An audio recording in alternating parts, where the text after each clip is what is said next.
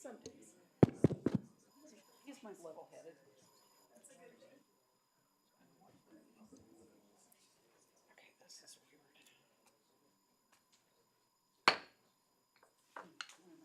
All right, I'd like to call to order the August 6th, 2026 meeting of the Spring Hill Planning Commission. If everyone will rise for the Pledge of Allegiance. I pledge allegiance to the flag of the United States of America and to the republic for which it stands, one nation, under God, indivisible, with liberty and justice for all.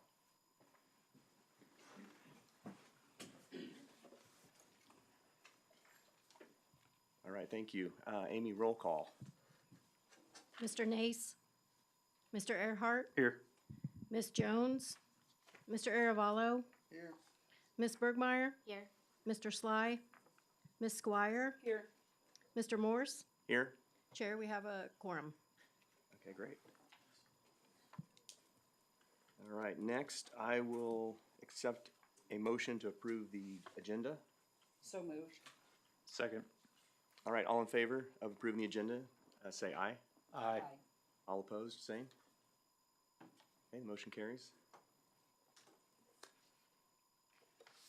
All right, so the next section on our standard agenda is citizen participation.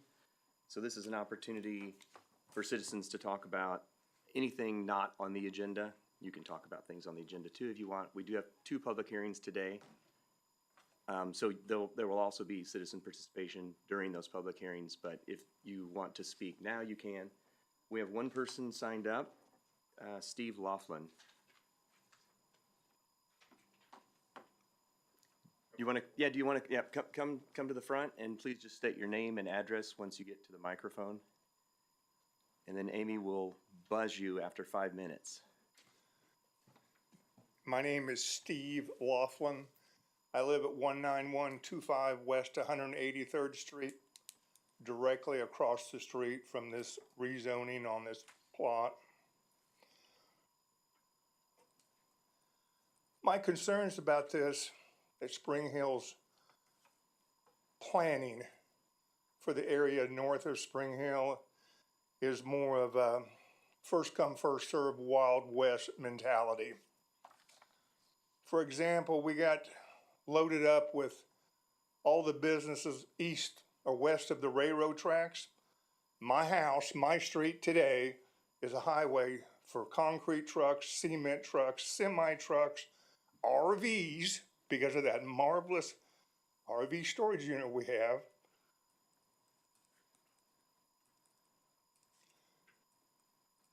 And by rezoning this property and bringing this number of residents into this neighborhood on a street that has no clear artery to get out, I cannot comprehend the traffic issues that are going to develop from this.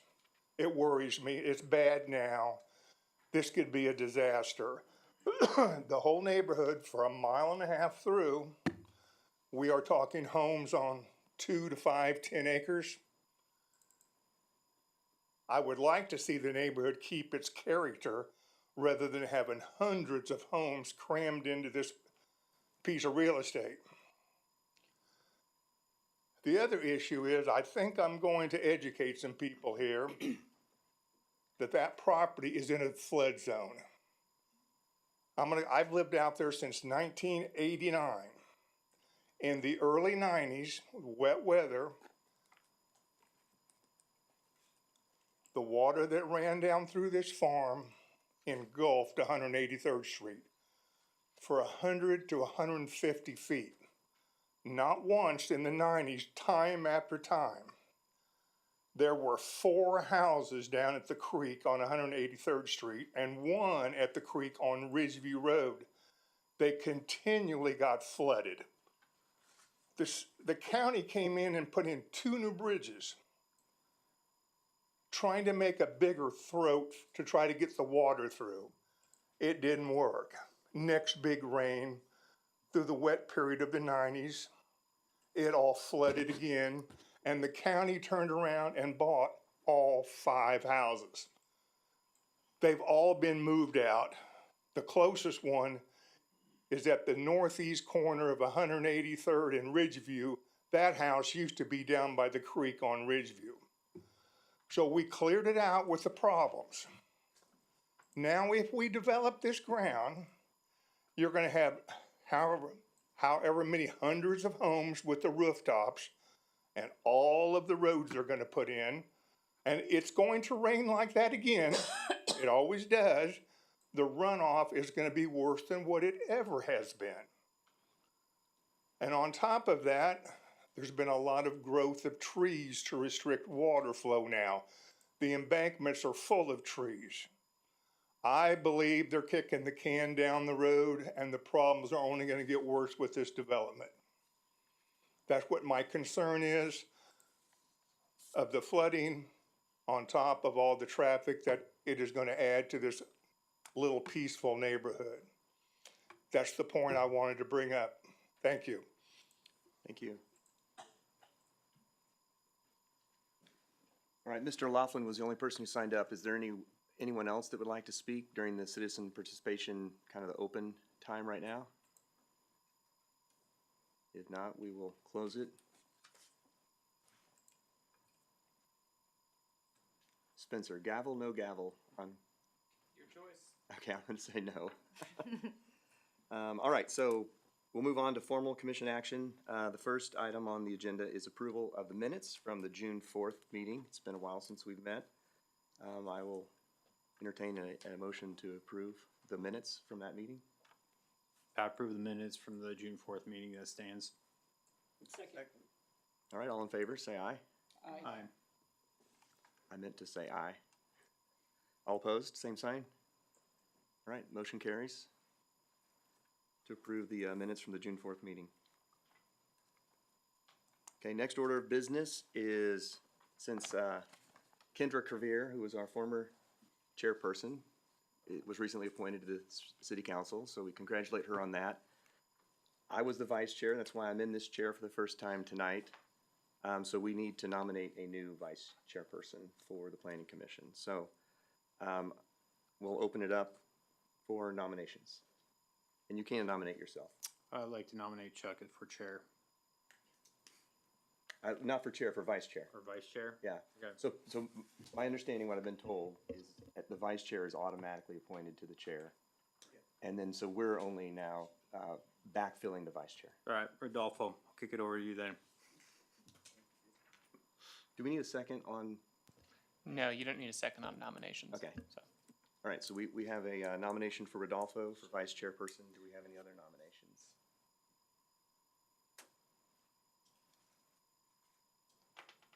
All right.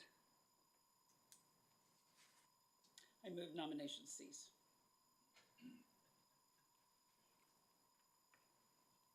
Do we need a second for that? Second. All right. So then, do I need to have a vote on closing the nominations? we do, yeah. Okay, thank you. All in favor of closing the nominations? Aye. Aye. Say aye, aye. All opposed? All right, the motion carries. We have one nomination for vice chairperson of the planning commission, and it's Rodolfo Aravello. So we will do a roll call vote for Rodolfo's nomination. We'll start from, all in favor, or I need a motion for that. No, I mean, you don't need a motion because he's nominated. So you Okay, can- so I can just call a roll call. Mhm. All right, we'll start on my left, Rodolfo. Aye. Aye. Aye. Aye. Aye. All right. His nomination is approved unanimously. I thought I'd let you set the tone with the first vote.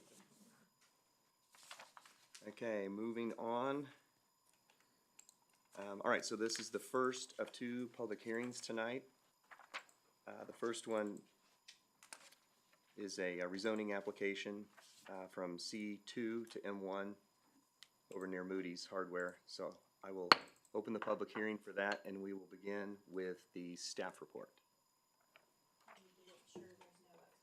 Oh, thank you. Have any members of the planning commission had any ex parte communication related to this application? Okay. Seeing none, we will proceed. Ian. Okay, perfect, thank you. Ian Truffin, City Planner. Before you today is application Z 26-1, Bucyrus Auto, a rezoning request from CP2 to M1, or sorry, C2 to M1, Commercial District to M1 Light Industrial. The proposed rezoning is on a 1.4 acre lot, which is designated in the adopted Spring Hill Comprehensive Plan as industrial designation. The subject property is provided with utilities. Water is provided by Johnson County Water 1, sewer by the City of Spring Hill, and storm with regional drainage flowing to the north. Surrounding properties and their zoning designations, to the north is a hardware store zoned C2 commercial. To the east is a contractor storage facility zoned M1 light industrial. To the south is a retail store zoned M1 light industrial. And to the west is KDOT right-of-way, which does not have a zoning designation. That is 169 highway. With consideration to traffic associated with this rezoning request, the city engineer determined that the proposed use, which is not currently under consideration at this time, but is intended to be a automotive repair facility, will not generate sufficient traffic to require a traffic study. That being said, at the time of site plan application, if it is determined that it needs one, it will be required as part of that. The site itself, let me pull it up here, to give an overview of the layout and topography, is generally flat. There is a slight grade where the property falls from the south to the north. Let me pull this up and get it shared.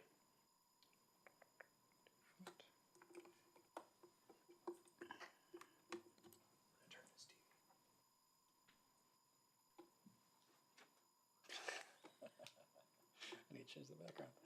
So this is the subject property right here.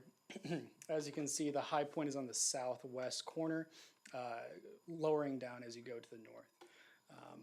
This property, while not currently tied into existing stormwater drainage, surrounding properties do drain to this channel here, which runs off to the north, ultimately joining in with a broader watershed that drains down into Hillsdale Lake. Let's see. With respect to the comprehensive plan compliance, staff reviewed and found that the request to go to M1 light industrial is aligned with the comprehensive plan in multiple different respects. First and foremost, section 4.3 growth recommendations, which calls for the future land use plan specifically, identifies the property as industrial. The proposed end use as automotive repair facility kind of falls into that light industrial type land use and therefore complies or aligns with that future land use designation. Additional sections of the comprehensive plan, section 5.9 industrial development recommendations outlines that small businesses should be encouraged. The proposed end user is a small locally owned business. An additional recommendation for industrial development is that they are located in close proximity to US 169 highway.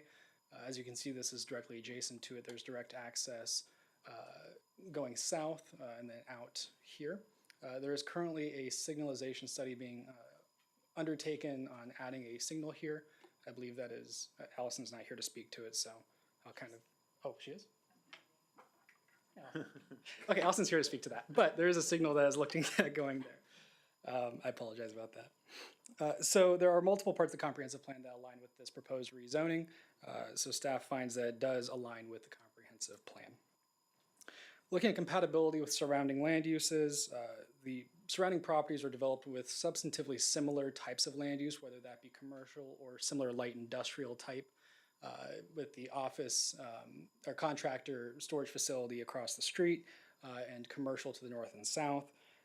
The proposed zoning designation and the kind of current restrictions to potential land uses that are available under the newly adopted M1 light industrial kind of align with that pattern of development. Some of the more intensive land uses, such as primary industry, general industry, those are restricted to M2 now. So by going to M1, they're not opening, so to speak, a can of worms that would be for the more intensive land uses. With that, the surrounding properties are not developed with land uses that are particularly sensitive to land uses that do generate offsite impacts. staff does expect some form of adverse impact in the shape of light, noise, and dust nuisances generated just by standard use of the property, by industrial land uses generally. That being said, considering the properties surrounding are developed with that industrial, commercial, they're typically only operating during daylight hours, and they're not residential that would be severely impacted by these offsite impacts. And furthermore, as part of the site planning process, there's an opportunity to mitigate any particularly concerning offsite impacts. So staff does not feel that the proposed rezoning would generate a significant enough adverse impact to not recommend approval. So staff does recommend approval for this rezoning request. I'll stand for any questions.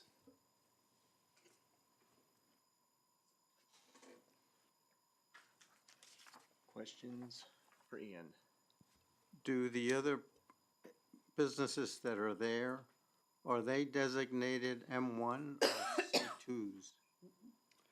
It's a mix. Yeah, it's a mix. So to the north is C2, across the street, the contractor storage is C2. M1 is to the south and catty corner to the southeast. Then yeah, up north along the road, there's more M1. So it's a mix. Yeah. So I kind of had a question, a follow-up question to that, which is like the Fireworks Mania store, the dance studio, another one at the 191st. Yeah, well, actually, Mellow Fellow is C2. But the fireworks store and the dance studio and then one other building are all M1. Can you imagine, I mean, why would those have been designated M1 rather than C2? Because these are just like regular commercial businesses. Yeah, the exact background as to how that happened, I'm not certain. I don't have the background for that as to why it ended up that way. Okay. But today it would, so like one of those today would still be C2 rather than M1, and we're contemplating M1 here under the new definition? Okay, Yes, yeah, it would be under the newly adopted light industrial designation. okay. Which if I remember correctly, for the most part, informs that the majority of the business activity or, will be indoors. That's correct, yes. Okay. Yeah. Any outdoor storage would have to be completely screened from public view, things of that nature, yes. But day-to-day operations are enclosed as part of the design requirements or site requirements. Are fireworks just allowed in M1 or are they available in C2? Fireworks are permitted, they're considered it's retail limited, which I think is both. I can double check that, but as far as I'm aware. I as far couldn't as I'm remember. I knew it was M1, I just didn't remember if it was C2 or not. aware. Yeah. The reason I raised the question is because we also approved the overlay designation, and this wouldn't fit into doing that, keeping it C2 and doing an overlay. That would be a route. That being said, under the newly adopted M1 light industrial, it would be permitted by right. So that is another way to go about it. That being said, I don't particularly see a reason to go down that route. I think that just adds additional layers to it that might not be necessary. But yes, that would be another way to go about doing this if you prefer to keep it C1. And the reason I raise it, because at least part of the history of this group is not wanting to constantly keep changing from one designation to another.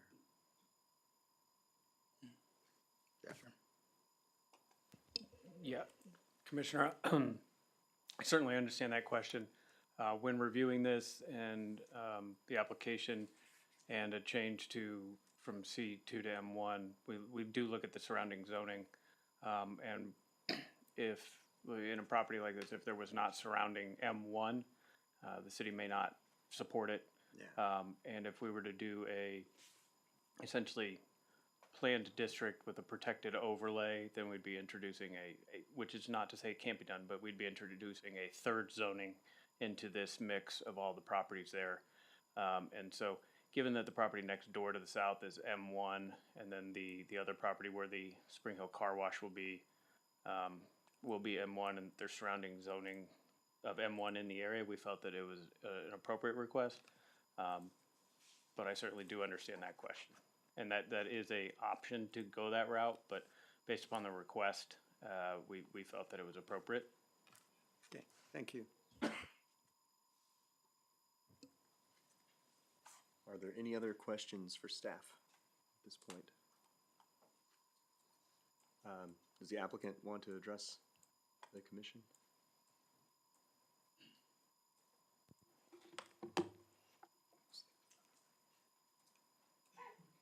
Todd Allenbrand, 102 Abbey Avenue, Kansas City, Kansas. I'm just here with Jason Booz, the owner of the property as well as the owner of the business, and we're just in agreement with the staff report and, you know, kind of the main direction of going to the M1.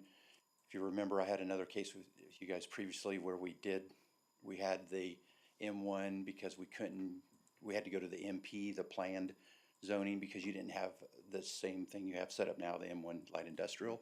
So changing to that new zoning really is helpful in businesses like this because all, like you said, all his business, 100% of his business is inside during the day.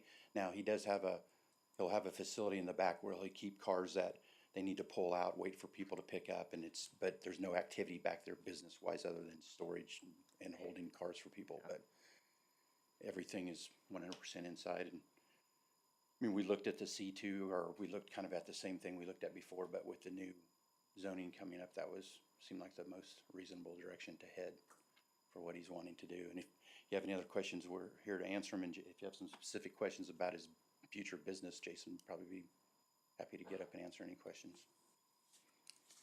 Thank you. Thanks. Yep, thanks. Any questions? All right, thank you. All right. All right, this is the time in this public hearing where if there's any members of the public who would like to speak on this agenda item, you may approach the lectern and start with your name and address.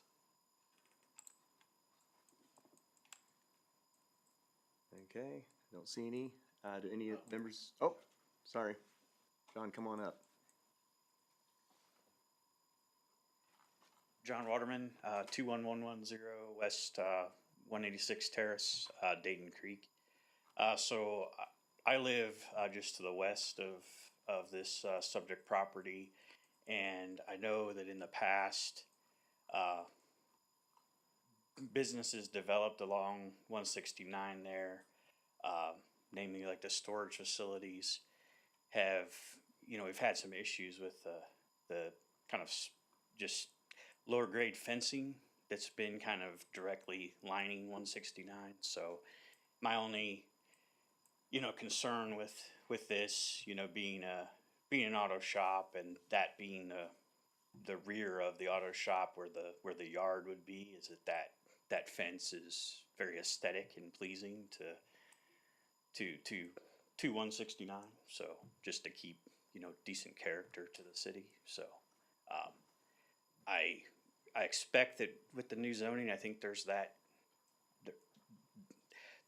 those additional requirements to allow for that, but just be mindful of that. I mean, I know we're not talking about the site plan or anything right now, but it would just be nice to kind of, assure that we'll have that character protected. So, thank you. Thanks, John. Are there any other members of the public who would like to speak? Okay. Seeing none, I'll close the public hearing. So the hearing's closed. Any deliberation among the planning commission members?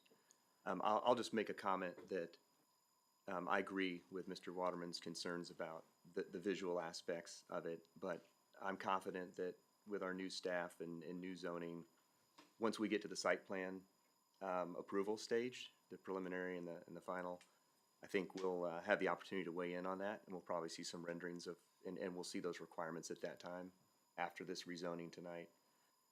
So I'm confident that it'll be better than what we've done in the past.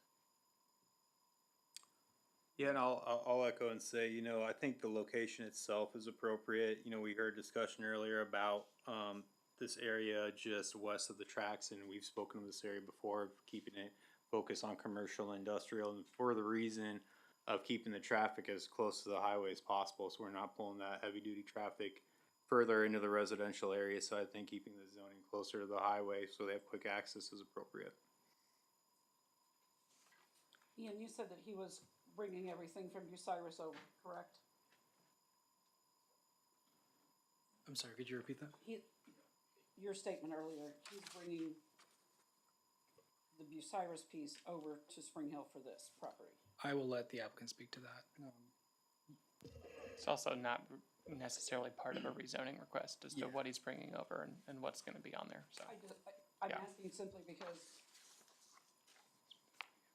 in this piece, we're talking about the cars in the back of the building.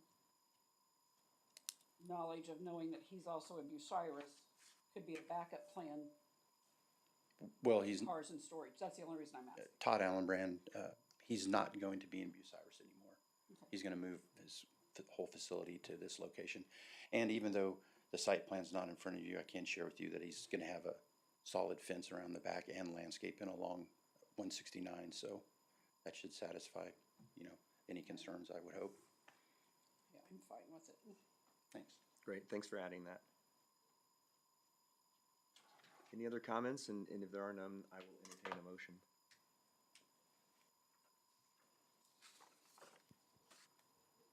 I move to recommend approval of rezoning application Z 26-3 from C2 General Business to M1. Second. All right, I have a motion and a second. We will start the vote from the right. Aye. Aye. Aye. Aye. All right, the motion carries 5-0. All right, moving on to agenda item number 4. This will be another public hearing, so we'll open that public hearing. And this is for a rezoning request and preliminary plat application for 152 acres near 183rd and Woodland Road. Oh, thank you. I always forget that. I need the commission members to disclose any ex parte contacts, if any, that they might have had regarding this case, including the nature of communication and whom it was with, and also if you have any conflicts of interest. Nope. Nope, I don't either, but I will say I live downstream from this development, along the same creek. But I don't think that's gonna inform my impartiality in this. So Ian, we'll hand it over to you. Thank you. Yeah, so this is application Z 26-2 and PP 26-1, a rezoning and preliminary plan for Sunset Farm Estates.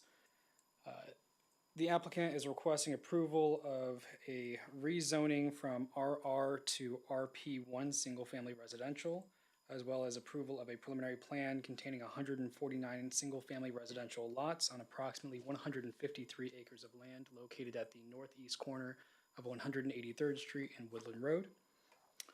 Before I begin, I do have a correction. In the staff report, I stated that there are no modifications being requested. That is incorrect.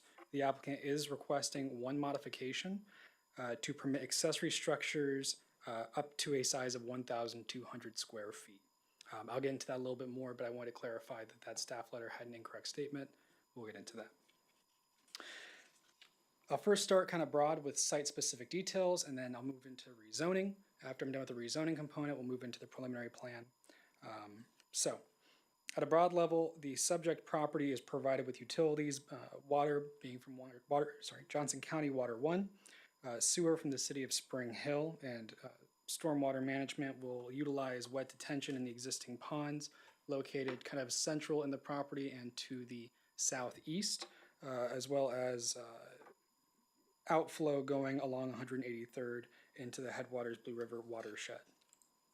A stormwater impact analysis review potential 100-year flooding on 183rd Street and Ridgeview Road bridges.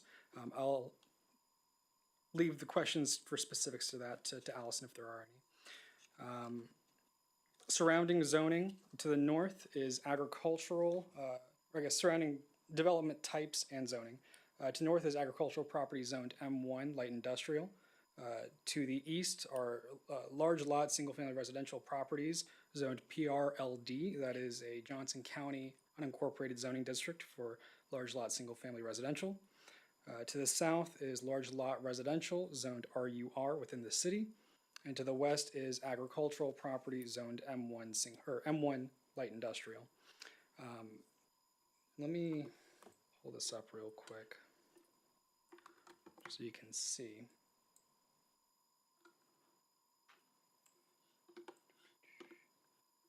So this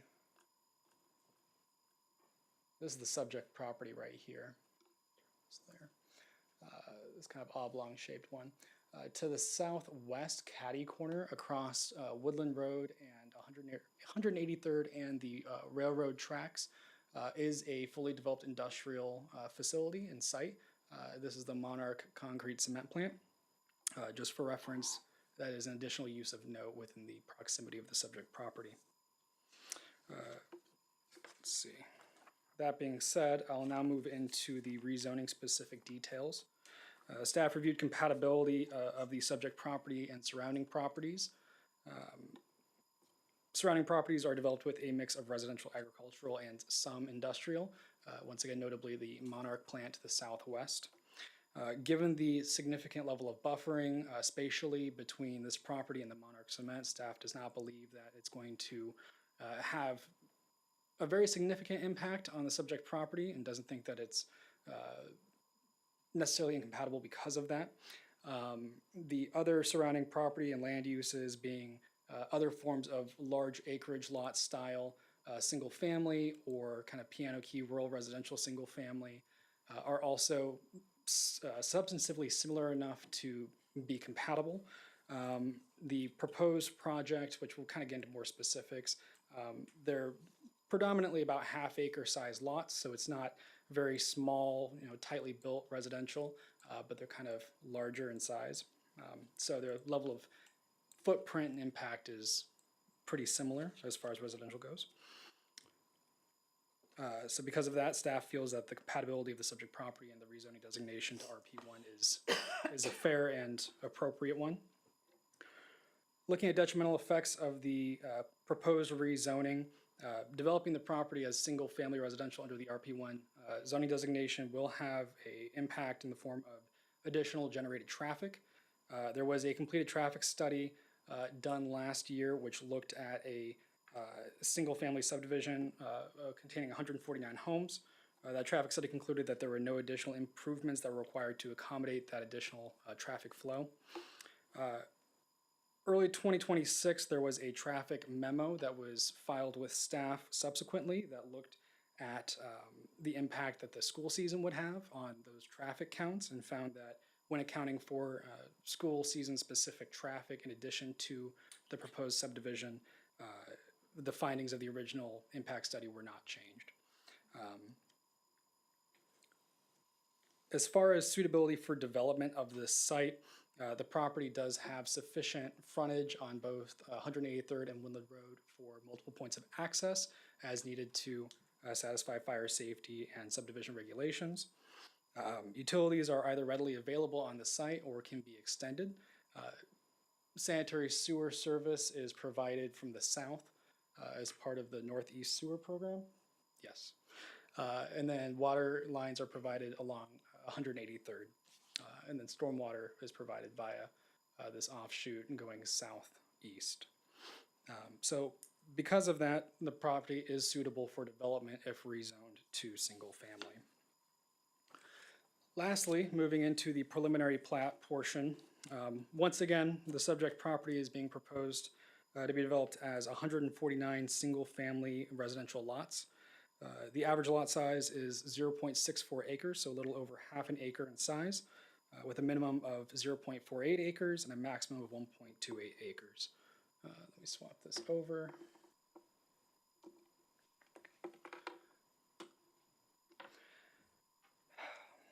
With respect to elevations, the applicant is requesting approval of conceptual elevations.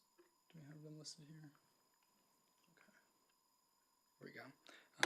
I'll let the applicant kind of speak to their selected elevations here, but staff intends on kind of reviewing the following criteria when looking at conceptual elevations as permits come through, notably a variation in roof line pitches, higher end residential materials, so looking at that stucco, stone, minimal amounts of lap siding, breaking up monotonous facades with either windows or decoration, ornamentation, things of that nature. So with that, staff feels that the conceptual elevations, it's not the first time that we've come through with this. So if there's any questions about that, please let me know. We feel like we're able to handle that in terms of ensuring that your vision for what that might look like is realized with the final product. The applicant indicated that the size of the lots is intended to accommodate side loading garages in addition to front loading, which I'll let them speak more to that, but just know that that was one of the intents with these elevations. It's not necessarily clearly represented, but that is a intended form of a home.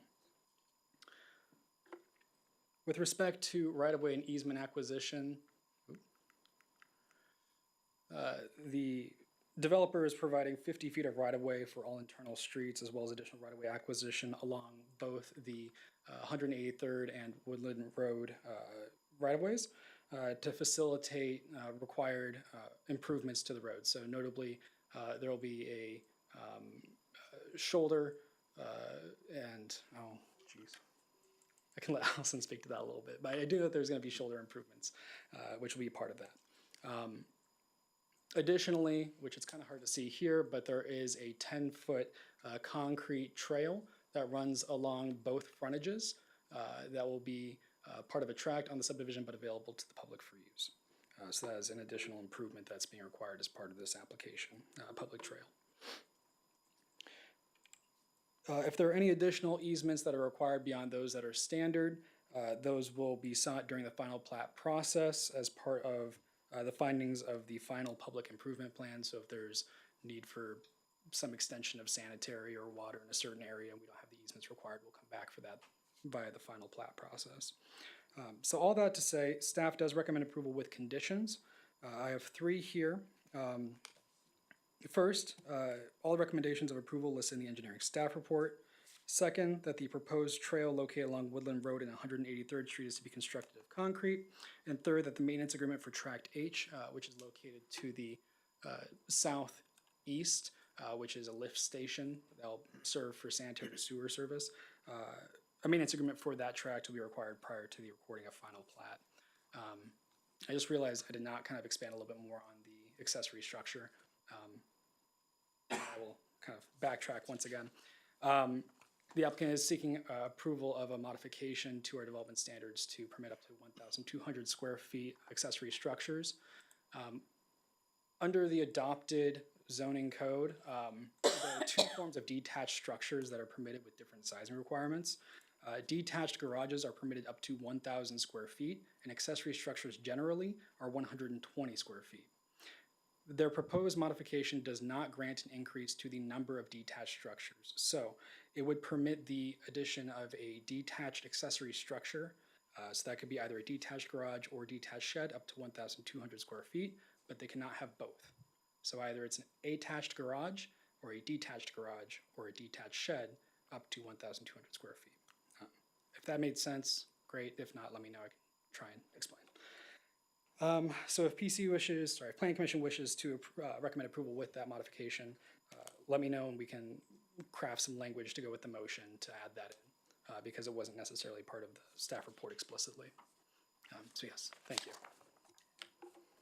Ian, are those accessory, like the detached garage or detached shop, are those the reason this is RP1 rather than R1? That is correct, yes. Okay. And those detached buildings, would they be permitted ever to contain accessory dwelling units? Under our adopted code, I do not believe so. I can double check, but as far as I'm aware, we do not have any accessory dwelling unit standards that are adopted, so Okay. no. Because that would, potentially affect the density, right? Yes. Residents and housing, so, okay, that's good. Does the applicant want to address the planning commission or the agent?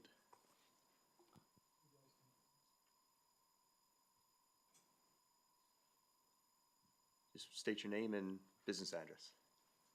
Good evening, my name is Tim Tucker, TCKER. I'm with Phelps Engineering. I'm here on behalf of CNC Development. 3 of the property owners are here also. We're in agreement with all 3 stipulations. I guess, address a couple of items. I think staff did a really good job describing the property and the project that we're doing here, but, the citizen that came up and was talking about traffic and concerns with the flooding, I was gonna touch base on those a little bit. As far as the flooding, we're aware there is county floodplain that goes through the property. FEMA floodplain comes up to 183rd Street. Along our east property line is Trib of Wolf Creek. That's the bigger Trib of the two, and that's a county study under the Blue River Watershed Study. And then the Trib that goes up to the pond and up to Woodland Road is non-regulatory floodplain also, but we're maintaining both of the floodplains with stream corridor setbacks, meeting metro requirements on that, stream corridor setbacks.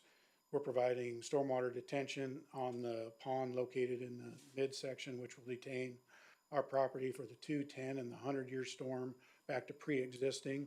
So 183rd Street, the flooding that he described is modeled in the Blue River Watershed Study, so we're well aware of that. We're not fixing that problem, but we're not gonna make it any worse.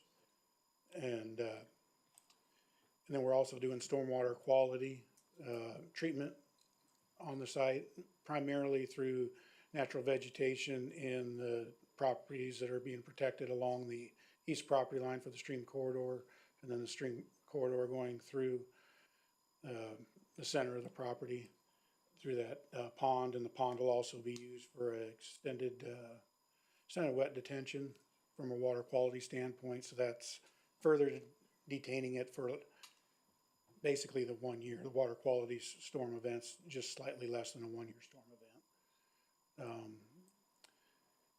Then if we're talking about traffic, we did traffic study, and staff had reviewed that, and staff had come back.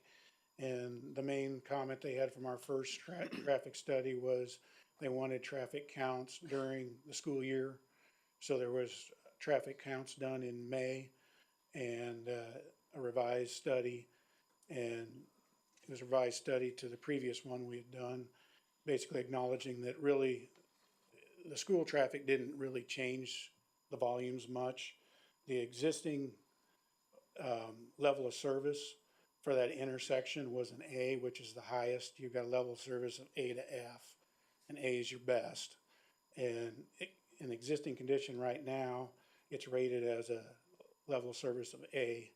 With the proposed development, it does increase traffic, but the level of service drops to a B, which is still very high. And then they looked at the future projections out to 2045, I believe, and they still were projecting a level of service of B. So they recommended, it doesn't warrant any signalization, any turn lanes. So that's the response to the traffic. Other than that, I'll stand for any questions that may come up. We'll do our best to answer them. I have a question about the detention and the treatment. So obviously those two ponds are there today. I don't know if they were added to deal with the flooding or if they just are there naturally. But are there any changes or improvements that you're doing to what's already there to accommodate this development? Or do you feel like the vegetation, the size of the detention pond in the center and the one on the southeast, you didn't describe that one as detention, but that those are sufficient to handle this added runoff? Or are you actually making improvements or some changes to these? We're making improvements to the large one. Okay. So we're redoing the dam. I mean, the majority of the dam's gonna stay, but we're making improvements, raising it a little bit. We're revising the outlet structure, increasing the capacity. So the water surface, I think, actually lowers slightly so we can store a couple of feet before, it's good. The first couple of feet's gonna be detained to a small outlet structure. The a small pond is just a water feature. We're not planning on doing anything to that as far as improvements. And then we're not touching anything on the east side along the stream.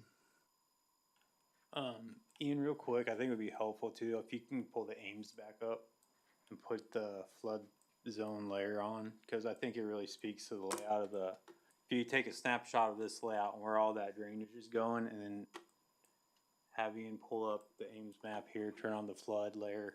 I think it's a good layout in terms of it respects that drainage right now and those existing bodies of water holding areas and response to them. Because you can see right there, this is the flood area. Mr. Laughlin, I think, was speaking to, and the proposed design really does, I think, respect these areas and stays away from it. I think another thing to speak to also, just for kind of everyone's sake, is a stormwater protection plan had to be done for this, right? Correct. So a lot of times that stormwater protection plan is a big old document. They have to go through an engineer and show all pre-existing conditions to, and then show the post-development conditions, right? Correct. And you can't exceed those discharge Pre-existing. rates of the pre-existing conditions, correct? That's correct. Okay. And that's all in, getting reviewed and everything, right? Yes. So it's not that you can just lay everything down wherever you want. There are rules and regulations we have to follow too. And that's just to help everyone else listening to that, there's stormwater protection plans we have to abide by. And I think this layout's responding to the flood zones in a great way. So I just want to say that out there for the whole drainage and flooding areas. So that was helpful for me, at least, seeing that. I'd be concerned if they were removing some of those. Yeah. Yeah, see, I know you can't do the split screen, but I literally have the plan pulled up right next to the flood plan side by side, and it does a good job just referring to one to another, so. Chair, could I ask that the applicant's representative discuss the difference between the floodplain that's highlighted in the dark blue on the south side of 183rd, which is the true floodplain, and what is highlighted in light blue here on this property? Yes, Absolutely. Tucker, can you? Yeah, I touched on that earlier, but, so the dark blue is the FEMA floodplain, so that's federally regulated. So when you get into that, you start dealing with the state and you start dealing with, FEMA. So all of our property is in what's called, the light blue would be your county study. So it's actually part of the Blue River Watershed Study, which is a county study that what they do is they extend it up to the 160 acre point, I believe, is where they typically would stop it. And so the county has been a little proactive, I guess you would say. So FEMA only recognizes the floodplain at the time that the study was adopted. It doesn't look at future development. So when the Blue River Watershed Study went through, the county also did what's called a future development floodplain. So they took into account all of the undeveloped grounds. They looked at the master plans for all the cities, and then there was areas that were outside of that was county, and they used a runoff value to account for some kind of development, which is a little bit higher than residential, but it's not like a commercial development. So they could develop a future planned floodplain, which is what we use to make sure that stays off everybody's lots. So that's what the blue is, and then it extends up further. So it's already been modeled by the county. Now, we can tweak that. You can't, the county lets you get into it, but you can't cause a rise off your property. So like the trib that goes up through the pond does not leave our property. So technically, we could encroach into it and create rises, but it impacts our property. But we would also produce a study showing that we're still protecting all the lots around our development. which we've already done that. The floodplain there then on the east side, which is future county floodplain, we've kept it completely off our lots and aren't touching any of the, doing any grading around there, removing any of the trees. But I think a lot of that is not on your property though, those trees. Yeah, you're right. Some of them are not. Does that help? No, I appreciate the explanation. So now I know that I live in the dark blue. Yes. Any other questions for Mr. Tucker?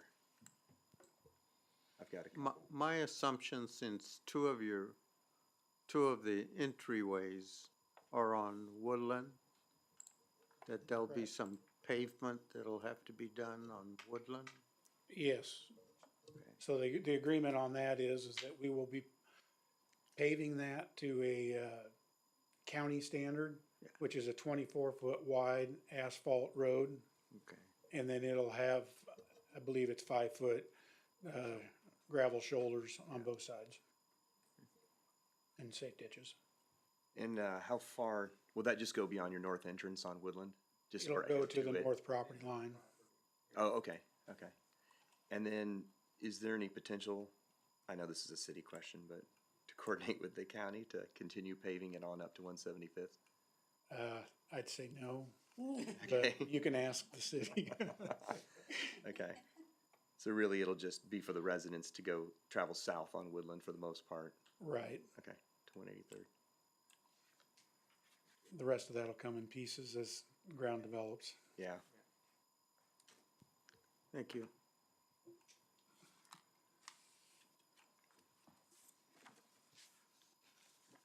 I had a question, sorry. Here, okay.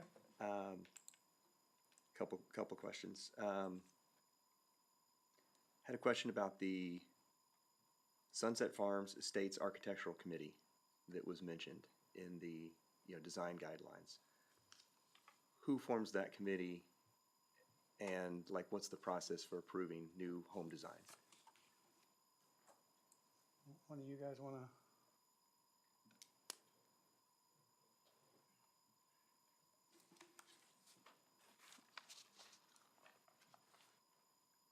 And I'm asking in part because I haven't seen that before Sure.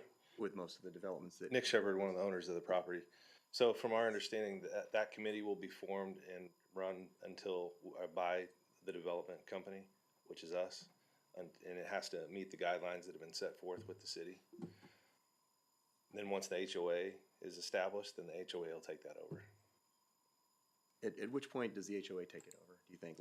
Is it based on a number of homes, or just when it's completely developed, or how does that? I don't know that that's been established yet, but I would assume once the HOA is financially stable enough, with enough residents and they're paying HOA dues. Okay. So I don't know that that's a specific number of homes or date set forth Okay. yet. And then another question I had related to the designs, it seemed like the minimum home sizes were relatively small compared to the lots. Is that just to give flexibility of the home styles, or to leave room for the accessory building? Or why was that? Cause 1.5 story, unless I misread it, Okay. but a 2-story home, 2,400 square foot minimum, 1.5 story, 2,400 also. I guess they're all 2,400. Yeah, I think so. What we were trying to, establish is the main footprint of the house. And I think if we look at other developments in the area, it's substantially higher than most of those.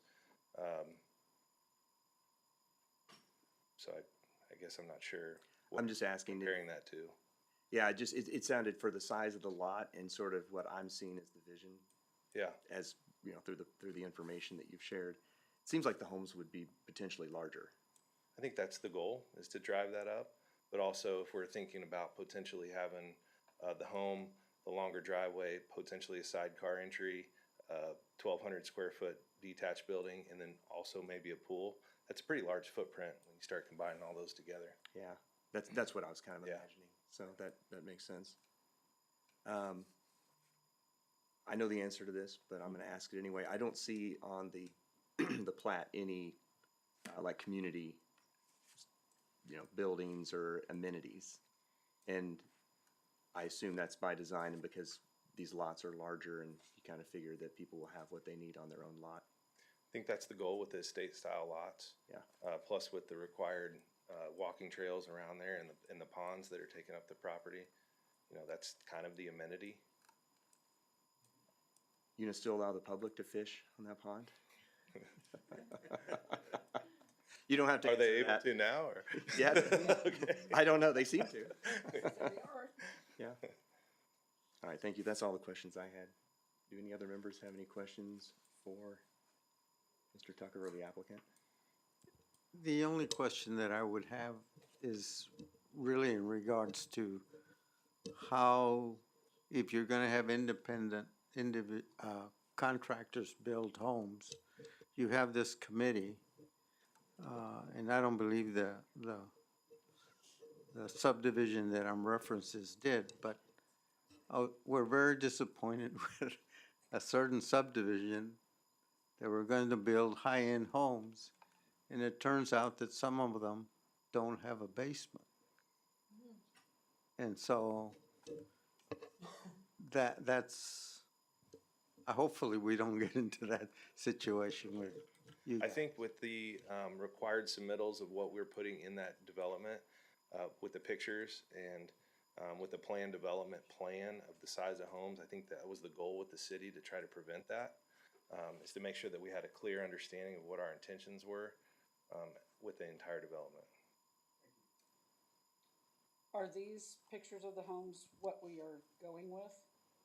So that would be a reflection of what we've determined is the minimum standard based off of the planned development Do district. these meet the garage footage setback? Because what I am seeing appears to be a lot of garage frontage, which is not what we were after. We don't have any requirements in the code today that require a certain percentage of the houses to have a garage setback from the street, further than the front porch or the front plane of the house. And so, it's difficult for staff to enforce that. A certain percentage of them have to have this floor plan or that floor plan or have a basement or not have a basement. So, in looking at the conceptual elevations of in the pictures provided, staff looked at those to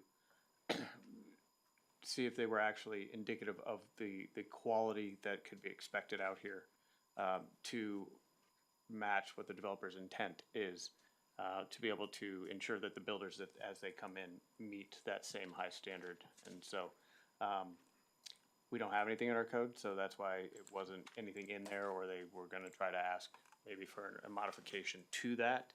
But we feel that it's not too dissimilar from what other subdivisions have.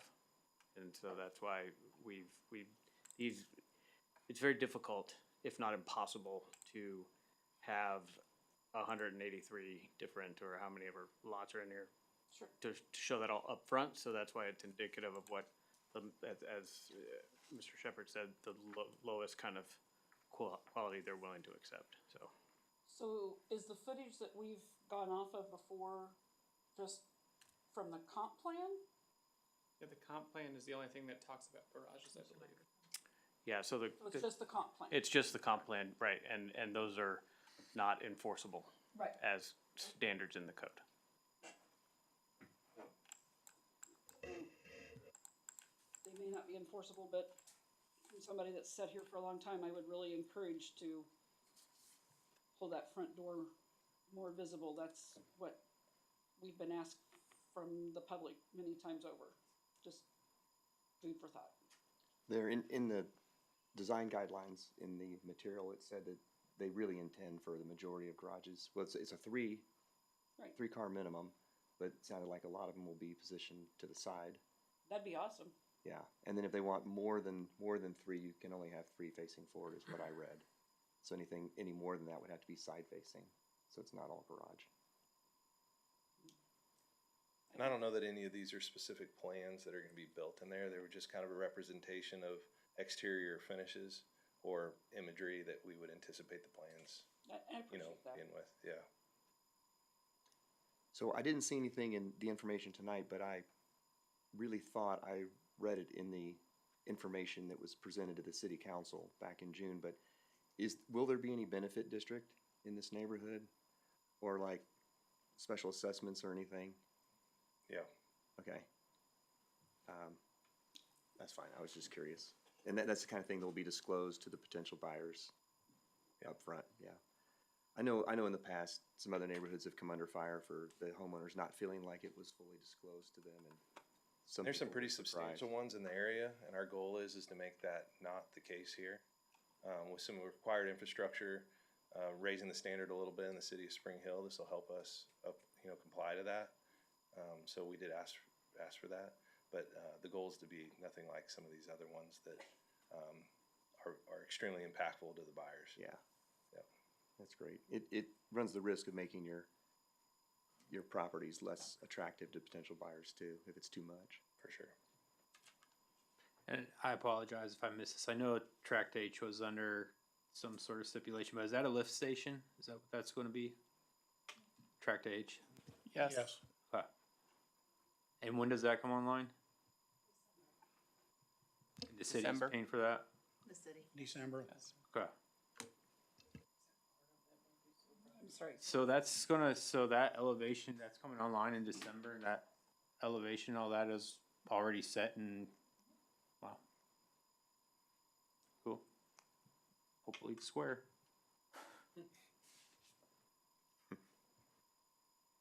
All right, are there any other questions for the applicant or for Phelps Engineering? All right, thank you, gentlemen. Thanks. Thank you. All right, at this time, if there are any members of the public who would like to address the planning commission about this application, please come up and state your name and address. My name's Stephen Sanford. I live at 19795 West 183rd Street. I have quite a few things I'd like to point out and take a couple of different roles. Number one, thinking forward as a neighbor to a potential HOA with all of the tight restrictions of expectations, and having been a resident for 10 years in that same location, the concrete plant is going to be an extreme point of contention for all of the buyers. Just for future reference, for future Spring Hill commissioning notes and complaints department, that if Spring Hill, I'm sure the lawyers understand and know this already, but if Spring Hill were to, quote, get enough complaints from the citizens that they would choose to tell Monarch to turn their lights off at night, that would be an extremely substantial fine. And I want to make sure that doesn't happen for the city. I would love to have the lights off, considering they light up my whole house most of the time. They can't even figure out how to turn their truck lights off, but that's another story. So the Monarch plant being lights on all the time should be a consideration, should be something to be aware of. The crossing, the railroad crossing, is quite a fun bit of noise. Something I've grown up with for other locations that I've lived at. So being 500 feet away from the crossing is no big deal for me. I literally know how to time my conversations with the train horn to avoid misunderstandings. But new residents moving into Southern Johnson County mindset may not have that same understanding. And with that moving forward, unless you buy out a few lots and change a bunch of drastic things, there's no way to make that a legitimate quiet crossing without encroaching on personal property at that intersection, because the concrete plant's already there and you can't make Woodland move without all of that. It's somewhat encouraging that we're going to get 500 well, I'll give them a half a mile of asphalt on Woodland between 183rd and the tree line. But as an encouragement for the city, it absolutely needs to be forward-thinking, more planning and traffic plans. I completely disagree with your staff's assessment on your traffic plans. I cannot sit at my house for any amount of time during the day without seeing a minimum of 20 cars at a time. And heaven forbid, if a train slows down at 175th Street, then they all come down to 183rd Street. I get it. I go around as much as possible as well. However, 183rd and 169 is the other part of that. We didn't think it was going to be a big problem at 191st when Dayton Creek went in, and now we're hopefully rushing to put a stoplight in. And the Travel Plaza discussion was trying to, the stipulation was to put a traffic light in at 183rd. Now, 150 homes, that's 500 car, around about 500 cars, and let's not forget our wonderful addition of golf carts and four-wheelers that we want to have running around. So traffic is going not to be anywhere near the same that it is now. It's going to go up. It's also going to increase that school traffic on Ridgeview. And the really big point that I want to make, the 2 points. One, also the 175th intersection at the railroad crossing. Those neighbors, probably not the best neighbors for the people that would be wanting to live in in the new neighborhood.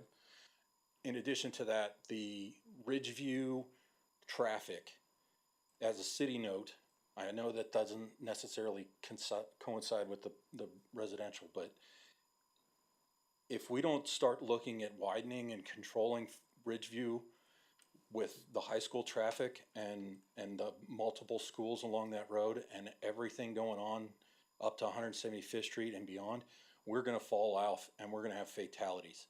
And I really want to encourage to consider a no truck zone along Ridgeview and 183rd Street between Woodland and Renner and on 191st across the same. And I know that might not be something that needs to be talked about tonight, but it really should be, especially if we're talking about 150 residential homes going in at the corner of 80,000-pound trucks going across those railroad tracks. Safety first, always. Thank you for your time. Thank you. Are there any other members of the public who would like to address the commission? Mr. Waterman, please state your name and address again.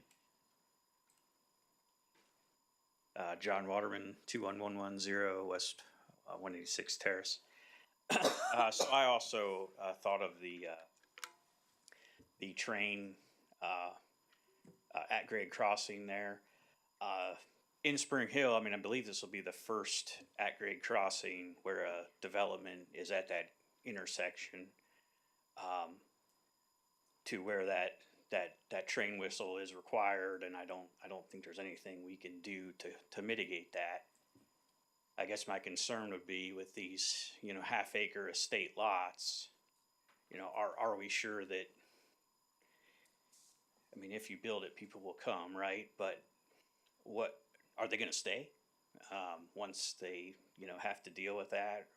Or will they kind of consider that and the Monarch plant with the lights and all of that, kind of a detriment to even want to consider building? And, we haven't really talked about, lot price and home price, that are gonna be on these lots, but, I gotta think it's in the, $500,000-$600,000 range, so those things could be concerns to expecting citizens. Now, maybe, newcomers to Southern Johnson County may not you know, they may not be thinking of those things. They may kind of jump in before they realize the adverse effects that they got themselves into. But again, how long then will they stay? So, you know, I definitely not going to say that I'm against this, and maybe it, you know, conforms to all the criteria. But you know, is it the best thing for Spring Hill? So, I mean, that's a challenge, you know, that we all have to decide. You know, is that the right form of progress to proceed with? So, with that, I'll leave it to the commission. Thank you. Thank you. All right, with that, we will, let me reopen it. That was an accidental. Spencer, am I good? Because I didn't say it. You're good. Thanks. I just was tapping for fun. Leah Langley, Welcome, Leah. 18233 South Lone Home Road, thank you. Something that has, I've noticed over the years in Spring Hill, we cap over a lot of springs. And I know when we see a body of water, we think it's a pond. But I would want to know how many springs are on that lot. Is that a spring that we're looking at on that map? If it is, and you're building a $600,000 home, the water moves underground. I mean, we all know that, right? I would kind of wonder if we're building basements, what that would do in the future in a heavy rain. So I know in the state of Kansas, there's water rights. I assume that the applicant would own the water rights to that spring. I don't, if it's a spring. If not, then that would need to be looked at too. But there are violations in the state of Kansas tapping in and capping those springs. And I have heard in the last 2 years, they've gotten a lot stricter. So I would just want to look into that. Also, the biggest buck I have ever seen in my life drinks out of that pond. And I just want to throw that out there. He's mine. So. Okay. Thank you. Those are the fish. 18233 South Lone Elm Road. Yeah. Thank you.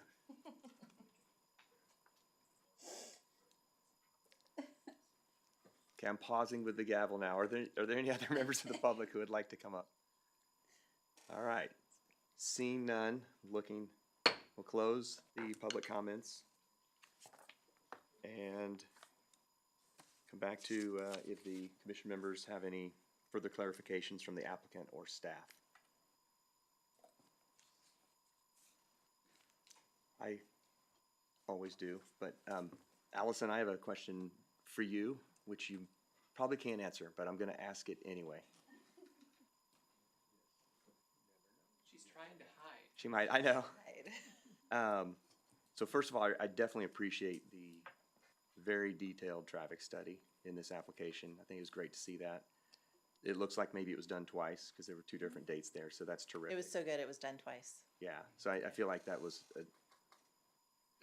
a good amount of due diligence on the part of the city and the applicant for traffic. But so living near there myself, you know, we're all very aware of the truck traffic, as Mr. Sanford noted. And so somewhere in the 100 pages of the traffic study, I saw that the AM existing conditions, peak traffic going east from 183rd and Woodland was like 85, westbound's 83 per hour. And then in the afternoon, 99 going east and 110 going west, which is almost 2 vehicles per minute. It seemed like the traffic study combined all types of vehicles, but I'm curious if you know what percentage of those 110 vehicles per hour would be heavy trucks. I don't know if they got to that level of detail. Typically, whenever they do a traffic count, they will, depending on how they did it, if they did it with the tubes across the roads, they can measure that with the axle load, so they might be able to get that level of detail. If they were to do video, then they could go back to the video and look at that. That's something we can always ask them, but I don't know if they have that level of detail, and they did not include that in the study. Okay.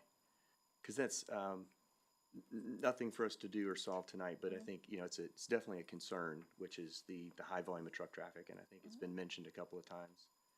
Well, and that's something separate that we can look at. Merge Midwest was the one that was contracted by the developer to do the study. They are also one of the contractors that are one of the consultants that we regularly work with. So that's something, if we wanted to take a look at that, then we could always do that separately, separate from the development application. Okay. Yeah, that's great. I think it's, you know, it's something worth looking at, keeping an eye on. You know, we've been told as residents that, well, the trucks, you know, are just serving construction sites in the area, and that's just not true. I mean, it is true. They serve construction sites, but the majority are cutting through. Yeah, and so the reason we had 2 traffic studies, the first traffic study was done during the summer months. We tried to highlight this in the staff report, but some of that traffic could have been the school traffic in that second report that was done. So Yeah. again, we can take a look at this. We can, yes, there probably are some counts that are trucks, but there are also, you know, residential traffic and school traffic that is part of that as well. So, and I've seen accidents with the cement trucks at 183rd and Ridgeview before, and that's just what I've seen. I'm sure that's happened more than once. But you are also the right person to answer this next question. What would the potential be in the future following this development of potentially closing that intersection, closing 183rd going west towards the industrial area, so that the residential areas are kind of firewalled off from it, and the crossing becomes a quiet crossing? Okay, so a couple of different things. Okay. So the city is working on a rail crossing study. We are going to be studying the 9 different crossings within the city. That is a joint partnership with Fontana and Fort Scott. We will be starting that study later this year. There will be an opportunity for those in the audience that did speak passionately about the rail crossings and everything. We want to hear that public comment whenever we get into that study process. So there will be plenty of opportunity for online engagement as well as in-person public engagement. And we want to hear from our residents, and that's going to be the crossing starting at 175th all the way down to 215th. So, and then of course those others in Fontana and Fort Scott. So we definitely want to hear from everyone. We did take a look at this intersection in particular at the railway. We wanted to make sure that the entrance into the subdivision was offset enough so that if we were to make improvements at 183rd Street with an overpass, with the train tracks, that we would have plenty of space to be able to ramp up and go over the rail. So that 1,000 feet is a good measure for us to be able to make that overpass similar to what you're seeing on 199th Street. So again, that's something that the city is working on. And then I'm continually chasing grant opportunities. We've got a couple of we've got 2 applications in for 191st Street rail crossing. In the future, there's going to be other opportunities, and 183rd Street might be another one that we could look at in the future. Your other question was about closure of 183rd to the east.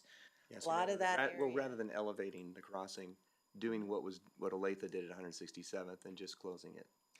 So a lot of that's in Johnson County. So I'm not sure that we really have any opportunity to do much of anything, since a lot of those streets are not in the city of Spring Hill. Well, this property's in Spring Hill, right? Mhm. The property across the railroad tracks, the M1, is in Spring Hill, right? Right, but I was talking about further east. Oh, okay. Yeah. In other words, other properties that are impacted by this. Yeah, there are other properties impacted. I mean, it's something that we can talk about with our traffic engineers and determine what the best steps are moving forward. But you know, it's not as simple as just closing the roadway. Yeah, when I saw that at 167th, I thought that looked simple. It's not that simple. But perhaps not. No. Okay, thank you. I knew you'd be the right person to Yeah, answer those. and I think there was a question about 191st Street signal, and hopefully we'll have that under construction by the end of this year.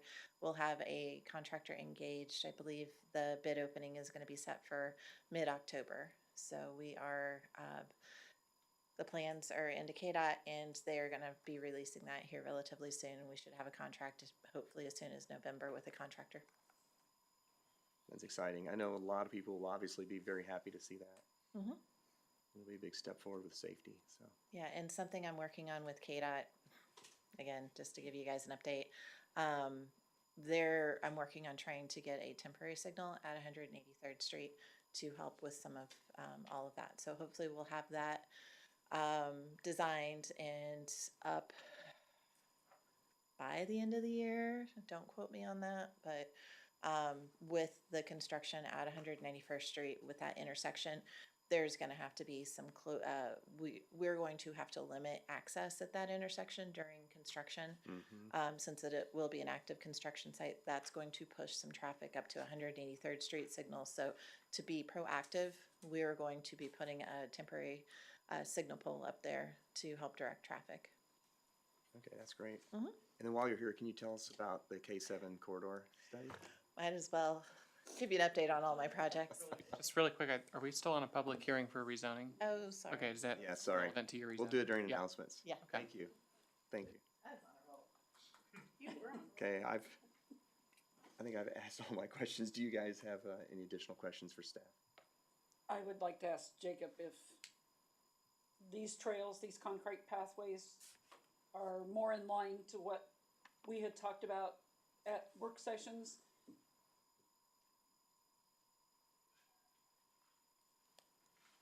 Or are we still going down too narrow and? Yes, no, the 10-foot width and the concrete construction is consistent with the new standards the city has put forward. So that's at least 2 feet wider than we have seen in the past, and going with the concrete as opposed to asphalt should make it last longer also. Perfect. Thank you.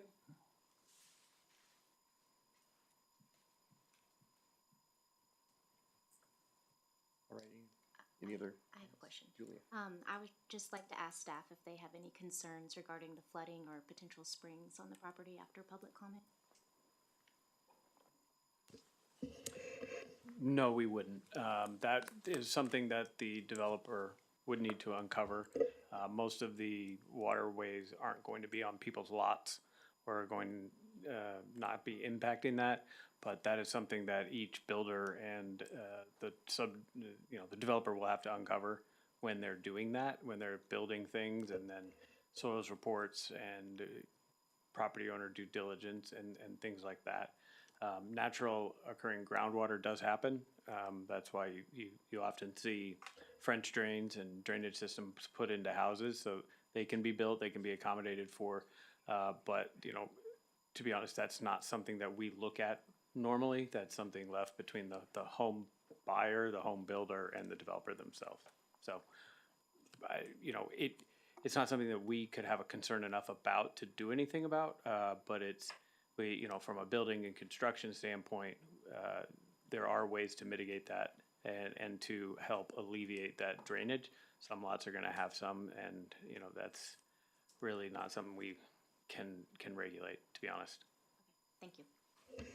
I'm just going to add briefly for all of your knowledge and anyone listening, but before plans come before you all, they are submitted to staff, and one of the things that staff does and that our city engineer does is look through things like waterways, floodplains, and ensures that the plan that you're seeing has already gone through that review. So we're not saying don't make those comments, because everyone's welcome to come in and raise those, but just be assured that we have had our professional staff look at that, and it wouldn't come before you if we had concerns that there wasn't enough room for that water to get out or to be detained. Appreciate that. Any other questions? All right. We'll close the public hearing, and then the commission members, we can deliberate a little bit. I've got a few comments just in general. So I've always said for the past several years that having a diversity of housing options is not just multifamily and small lots. It also can be larger lots that are more compatible with rural residential properties. And this is the first one that I've seen in years, I think. And Josh, you probably know more, or Rodolfo, but homes on half-acre lots. I think that's a nice option for housing in our community. I like that it's you've got rural residential large lot properties to the south. You've got estate properties in Sycamore Springs to the east, And so I think this is probably like the best type of development possible, you know, to be near those existing properties. So I appreciate seeing that. I really like that the plan preserves the mature trees and the existing vegetation and the streams and the ponds. I think the bike path that staff has required is excellent, 10 feet wide, all concrete. Everyone will complain on Facebook in the beginning that it doesn't go anywhere, but eventually it will, and it's nice because you've got to start somewhere. You know, I also like the diversity of housing designs, and they're trying to do, you know, bespoke designs on each lot, so that's nice. And I also think that the city has probably attracted this development in part because of the Northeast Sewer Improvement Project, which was kind of forward-looking, and I think this is what the city was hoping to get, this type of development. And I'll say also with the M1, you know, kind of the legacy M1 to the west of the railroad tracks, and M1, which will, you know, to the north, that will now be under the newly redefined M1. You know, there was definitely a risk that this property could have been M1 instead, you know, or even maybe someone would propose M2. So to have a residential development there, I think is very positive compared to more industrial development in that area. So those are my comments. Yeah, well, I'll piggyback on that because we've had applications come through rezoning before and we've denied them. We said this is a residential area. And I think it was brought up earlier with the rail line. We said that rail line is our hard, steadfast line. And this side is residential. The other side, you stay commercial and industrial, because once we start rezoning the other side, industrial, we start to open Pandora's box. But I want to go back to the the stormwater aspect of it and kind of that stormwater protection plan of it, and just the layout of this. I do like the layout of it. I think when you look at the south side and the west side of this layout, it's a lot more orthogonal in nature. It's a lot more denser, so they're keeping the density away from the waterways and the neighbors. And I think as you start to move north and east closer to the neighbors there, you start to see that density decrease. You see deeper lots and a lot more respect, I think, to the natural topography and the waterways. So I applaud the applicant on just not sitting here and going with an orthogonal development through here and blowing everything out, but actually being mindful of what is there. Yes, there are existing water issues, but again, I go back to that stormwater protection plan and that our city will hold them to it, and you can't discharge more than the pre-constructed conditions. Outside of that, traffic, that's always going to be a thing. The developments usually come first. It's 149 houses, but there are 4 phases, so like fuzzy math is with 38 houses roughly, give or take, plus or minus. So it's not going to be 149 houses overnight. Just remind yourself that. I'm in a multi-phase subdivision. I've been there for 12 years, and I think we're on like maybe phase 3. So it doesn't happen overnight. It's a process. There will be growing pains, but I think at the end of the day, I think this is the right location, a good layout. Thank you. Any other comments? No, I think both of you stated pretty much what I would have said. I mean, I think it's a good thought out plan, and I think it's given the larger homes that are in the area that this is an ideal kind of development rather than having 350 homes smashed into this little piece of property. Yeah. Yeah, it's definitely lower density than the typical development. All right, if there's no further deliberation, I will entertain a motion.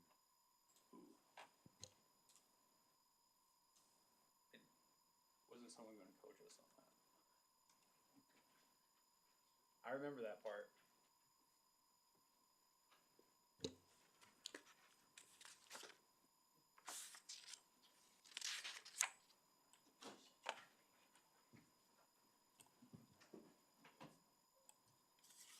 You said 3 conditions?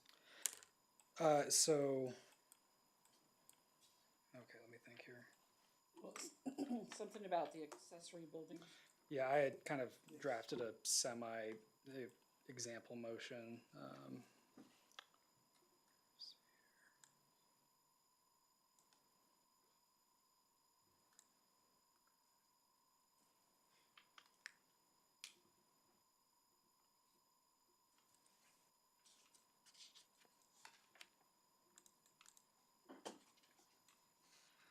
Okay, so it would kind of be something like, I move to recommend approval of application with a modification granted to permit accessory structures up to a size of 1,200 square feet. I guess within that you would also say, I recommend approval of the application per the conditions listed in the staff letter with a modification to the maximum size of accessory structures up to 1,200 square feet. Accessory structures are only on attached garage homes, correct? Accessory structure can be any accessory detached structure, but they can only have one. So they could either have a detached garage or a detached shed, but they can't have two detached structures. Okay, Yeah, that's a requirement set forth in our code that's not being modified. so the detached garage qualifies as an accessory, Yes. okay. Go for it.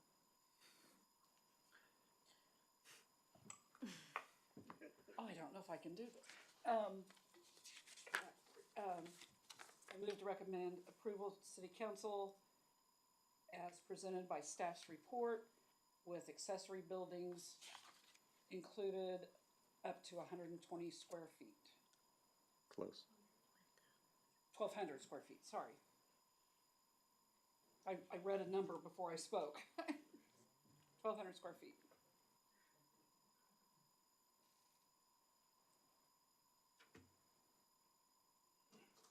Spencer, is that sufficient, or does she need to describe specifically which one, Z26-2 PP? Nope, that's sufficient. Okay. I hear a motion. Do we have a second? Second. All right. Take the vote, starting on the right. Aye. Aye. Aye. Aye? All right, the motion passes 5-0.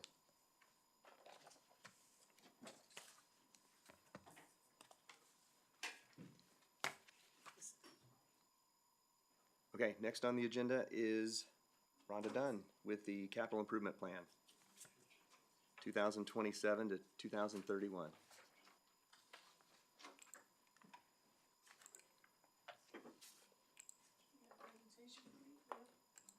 Good evening. Good evening. Here we are again. That one's here. I just chuckled thinking back to your first one. Yeah, yeah. I chuckled at the thing where we started, I know, right? all those years ago. Yeah. All 4 of them years ago. It's good to be here again tonight, and thanks for your time and for serving the community. I'm here tonight to present to you the 2027-2031 capital improvement plan. And for the group that's here, if you don't have a copy of the documents, they're here on my desk. They're also available for people who are listening. You can see them online in the finance tab under budget on the city's website.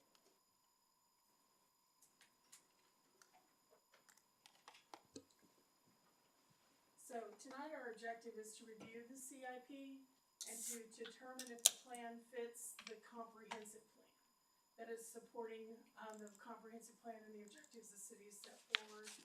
And then in the end, tonight you'll choose to vote to confirm or not confirm it to council as compliant with the comprehensive plan.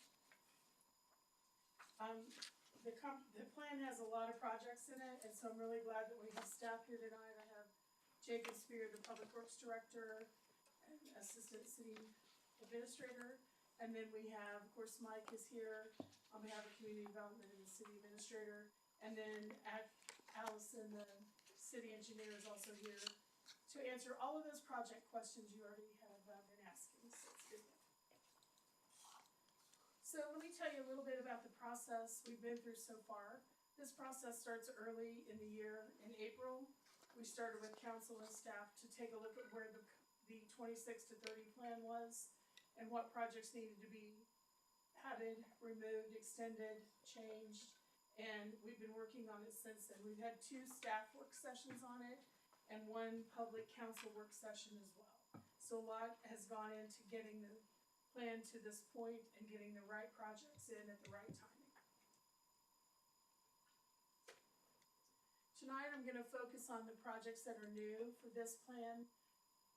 In the budget book that you have, all of the projects from last year are in that budget book. And the handout that you got tonight that looks like this has all of the new projects. These are the ones that are added for 27 to 31. And so I'm gonna focus first on those, and then I'll talk about the plan in its total. There are three categories that we look at in the capital plan. The first one we're gonna talk about are the public facilities projects. And these three bullet points are the criteria we look at to determine if the project fits in this category. And these statements do come from the existing approved comprehensive plan. The growth of a community is strongly dependent on its attractiveness to potential residents. The availability of jobs, good schools, housing, recreational opportunities, and many other factors drives the city's ability to attract new residents. The provision of quality public services, while often taken for granted, is critical to the growth of the city. And by the way, this plan is color-coded all the way through, so whenever you see this pink-red color, those are public facility projects. So then we have a list of about 14 new public facility projects. And then the other projects, like I said, were in the 26 plan. I'm gonna run through some of these quickly. You're welcome to ask questions. I will stop after each of these groups and open it to questions as well.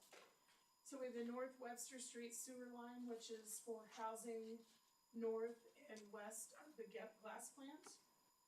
Playgrounds, this is a new one. We have really nice playgrounds. We'd like to see them extended and improved upon, or added new playgrounds where we need them.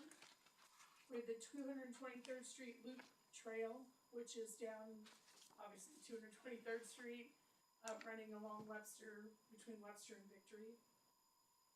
We will work on a sanitary sewer master plan. And then our salt storage building, which is where the Public Works building, or Public Works stores salt for winter weather. As the police department continues to grow, we will have fleet additions for those.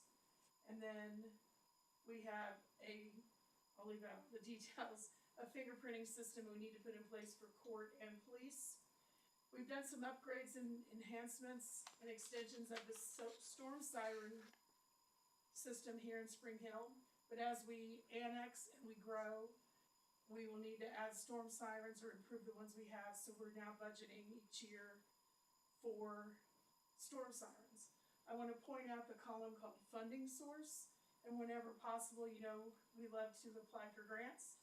And so in the funding source, you'll see how we plan to pay for those things. And for example, on storm sirens, there could be FEMA or BRIC grants available, and we'll apply for those. Also, all the numbers you see here are net to the city. So if we already know we have a grant, the number here is netted down for the grant funds. This would be money needed by the city for that project. Lawnmower, roadside lawnmower, I'm gonna run through mobile data terminals, police department range, brine and de-icing generating system for streets, portable radio replacement, and a sign truck. Those are all public facilities and equipment projects that were added in 2027. The biggest ones on there are the North Webster Sanitary Sewer, and then adding playgrounds each year, enhancing the playgrounds. Can I answer any questions about the public facility projects? And if not me, then maybe somebody in this room. Great. I'm gonna move on to this section of transportation projects. The criteria for these projects is the ability to transport people and goods from one place to another is one of the most basic components of economic and social systems. Consequently, the adequacy of a community's major street system has a substantial impact on the rate and pattern of future growth. And finally, long-range planning is necessary to ensure that the street system is able to expand efficiently. And the projects new in 2027 to 2031 are the ones you see listed here. They total over $100 million, and the primary reason that they're that kind of money are those railroad grade elimination projects. They take quite a bit of money. We believe there will be federal funding when we get there, we hope, and so hopefully that number will never come to be a burden to the city. We have improvements along 223rd Street from US 169 to Webster, and then there's a project from Webster to Victory, and then improvements at the Victory intersection. The 175th Railroad Crossing, and the 191st Street Railroad Crossing are on here. We've added the traffic signalization at 183rd that we talked about earlier tonight. We have plans to improve 191st Woodland to Ridgeview. A transportation master plan. 23rd Street master plan is in the works right now with Miami County. And then we have a new project for 191st, US 169 to Lone Elm. And finally, the CARS project, the Johnson County CARS project for 2031 is 215th from the city limits to 169 highway. Can I answer any questions about transportation projects? This is going great. Well, I've got a question, it's not there yet. Okay. The next section, and I'll be brief with them because we did not add new projects to the community development projects, but the criteria for this is to tastefully unique blend the new with the old, create a logical, well-balanced commercial and residential developments, maintain a colorful and natural appearance, and responsibly use or preserve the city's natural resources and environments. I think you've done some of this work tonight, as a matter of fact. But like I said,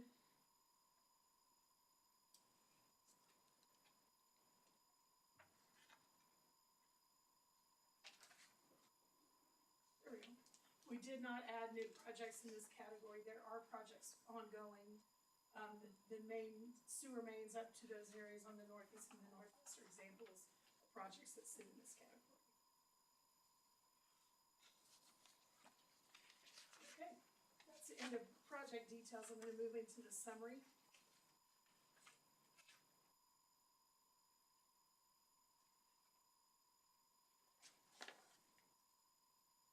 Back up to go forward. So when I take all the projects, not just the new ones I've shown you tonight, the three categories over 5 years have a total expected cost of over $400 million. That includes, as you can tell, the public facilities line, the middle one, over $205 million worth of facilities. And then we have transportation as the next larger category.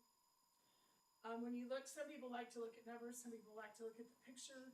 And so you can see in the graph that 51% of the money would go to public facilities, about 38.9 to transportation.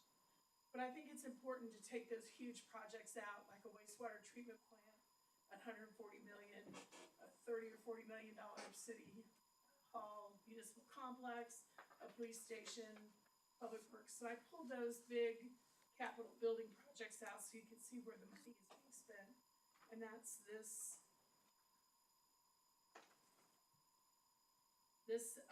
graph here, which shows when you remove those projects, 74% of the planned capital projects would be in transportation. Streets are the focus. And then the next category is community development, the sewer lines and things like that. And then finally, public facilities, the buildings, the equipment and things like that.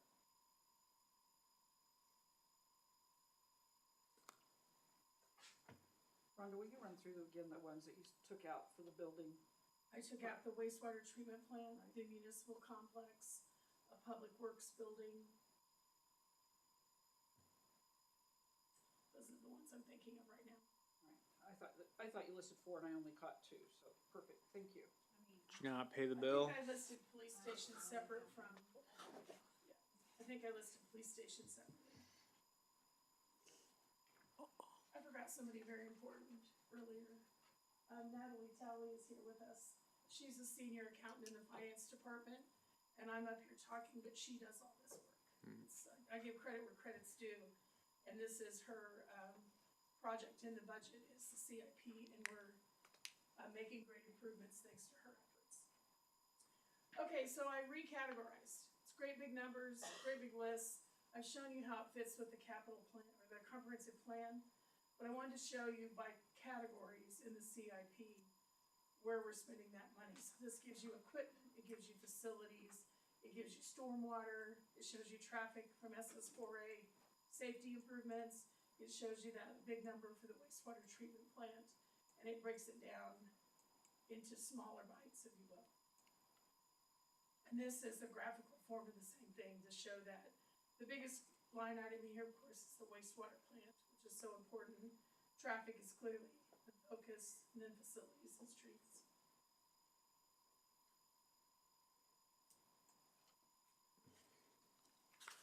Hit me, girl. Okay, I want to stop here. I'm going to show you some improvements to our online budget book, but I'll stop here and answer the questions and then move forward a little more. Rhonda, Yes. my assumption, given the price tag on all of these items, that many of these items will never get done unless you plan to bond a lot of money. In the last 6 years ago, the city in bonds only owed $30 million. Once the water plant is engaged, the city will owe over $200 million. So I don't know how you do $400 million in the next 5 years. Well, a couple of things. You are correct. And if you look at that column that I pointed out that shows funding source, smaller projects, we're pretty pleased to say that we build good cash reserves and we'll pay cash for those projects. There are big projects on here like those $40 million railroad overpasses. We really expect to get Federal or state? federal money to step in. It's the feds that really want these things eliminated. There will be bonding along the way. We're gonna do a big project on 207 to improve the street there. There's housing going in.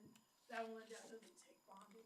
The wastewater treatment plant is not supported by property taxes, supported by the users and their fees.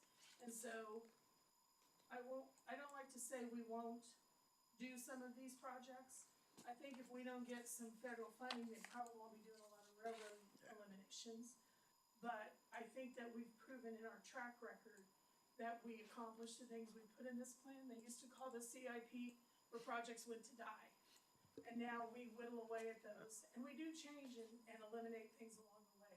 But I hope we'll get to accomplish the things that we want to through this plan without sending the city into terrible debt. I knew you had an answer. I was ready.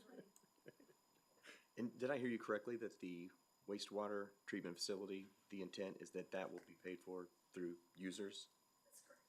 Okay, It is a, You're a user. I'm a user. right. it is a enterprise fund. It is not to be supported by tax dollars. It is to support itself. So that will, in the beginning, I mean, that'll serve the debt, but eventually pay it off, is that? Yes. Okay.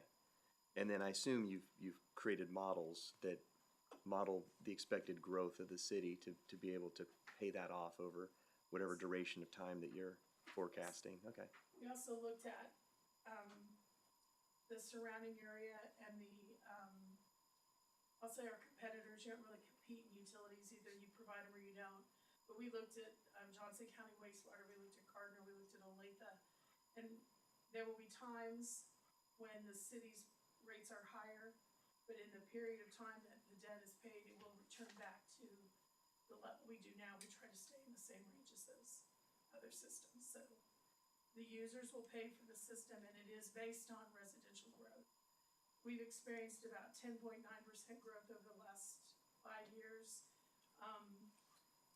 You're now growing on a bigger number and some things like that, but we have modeled the capacity needs of the plant based on an overall 4%, 6%, 8% growth over the next 20 years, 30 years, 40 years. And so even at the lower end of the growth range, it would still pay for itself? That is the plan, yes. Okay, that's great. And at what percentage of capacity is the current plant? Now I'm going to defer to much smarter people than me. I'm just curious as background for the need. We all know that we need it. So the plant is currently, I'm not even gonna try to do mental math up here. The capacity is 1.25 million gallons per day, and that's maximum capacity of the current plant, and we are currently running around 800,000 gallons per day. One other caveat to that, though, is when the plant reaches about 85% of its capacity, the state starts to take a real hard look, and we risk them no longer approving expansions to our sewer system, i.e. new subdivisions. So it looks a little rosier than it is. We're fast approaching that 85% number. So that's one of the driving factors in doing this now, is so that we can meet that need and be able to still accommodate all of the future developments that make sense for the community, and not let the sewer system be the limiting factor. Yeah, for sure. By my math, you're at 64% now, so you've got 21% left. At the current growth rates, we're about 3 years away from from hitting that 85% number. So that's just about how long it'll take to build the plant. Okay, kind of close. Thank you. But there was also, correct me if I'm wrong, did we hear that there was also the probability of not being able to get parts and stuff for that current plant? Wasn't there something? Yeah, I mean, that is part of the rationale in building a new plant is just some of the limitations on the current plant. It's not a good candidate. It's not well suited to grow with the community. It's done its time, but looking at the best path forward is a new plant geared for that future.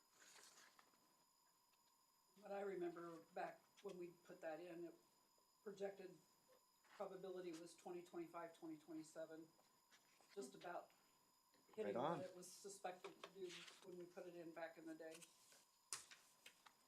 So that gives you some confidence in today's planning too, then. Right, thank you. Rhonda, Yes. sidewalks. Yeah. What's the big one in 28? The big one in 28. Yeah, the dollars, yeah. Is Do we have South Street. South Street? South Perfect. Actually bring up a good point I was gonna say to Dan. I know you guys get a lot of questions and we're all out on social media and we see all kinds of things. I always hope that someone will refer people back to the budget book and the CIP, because they'll say, are they ever gonna fix Nichols, are they ever gonna fix Hale? That's in here in the timeline when we're gonna do it, and how much that costs. And so there is tons of information out there for people to go out and share with other people, where the projects are and when they're planned to be done. I was hoping you were gonna say south, but I wasn't sure. Yep, it is South Street. Austin. What other questions can I answer? This might be jumping all over, but the one I had to do with the right-of-way acquisition, and it's unfunded. Would that be something that possibly a grant could fund, we could use? Or, I mean, I just get nervous with how quickly we're growing and we're approving, all these developments, and without a plan in place. I know we're kind of jockeying between needing a plan to understand what right-of-way needs to be acquired, but even when we get to that point, it's like we don't have any funding to acquire the right-of-way to develop this. We have the monies, in here for trails and sidewalks and so forth, but we don't have anything to get it going to identify or to fund the right-of-way acquisition. So I'm just kind of nervous about that. I'll tell you that the right of way that I think we're addressing in there is highway driven. Okay. If we wanna have an overpass, I think we're gonna have to acquire a right of way. So- And so the reason that it's unfunded is we haven't really identified yet how that's all going to work. And maybe a KDOT project is Yeah. gonna acquire that. I was gonna say, is that something KDOT would help out on then, if, for the funding? What, if it was, is that something that KDOT would help out on with the funding then? Okay. Allison's probably a better expert, but the short answer is, we'll Yeah. apply for every grant we can. We've been haggling with KDOT wherever we can. We have paid outright for right of way. I mean, that makes sense, because when I see the right-of-way acquisition, I'm going towards more city trail, like widen right-of-ways for widened paths and bike paths, that we identify in a comp plan, not necessarily overpasses, but, yeah. And it's a project by project. Right. It just depends on what that. And I know we there's have- a grant for, related to bike trails that would help with that, as opposed to a street where, Johnson County will help with the street, or Miami County would, but they don't get involved in right of way or easements and things like that, so it just depends on the project. Then we have like 4.3 identified for parks and trails, 4.3 million identified for parks and trails down the road, and I don't know if maybe some of that acquisition could be rolled into that number too as well. So, sorry. Yeah. Is probably the best answer All right. for you. Depending on the grants, there are some grants that, only fund construction. So engineering, right-of-way acquisition, environmental studies, that kind of stuff. Engineering, any of that is supposed to be covered by the local funds. And then the construction will be funded at a certain percentage. So there's some certain, grants that are that way. Other grants, it's, hey, we're just gonna pay a flat 80% Mhm. off all of the costs. So we can continue to look at that. It's probably a good placeholder for us just for planning purposes. And Mhm. that's what the whole purpose of the CIP is, to give us the best guess, but also a conservative look so that we can, be responsible with our money. Right. Thank you. You're welcome, good question.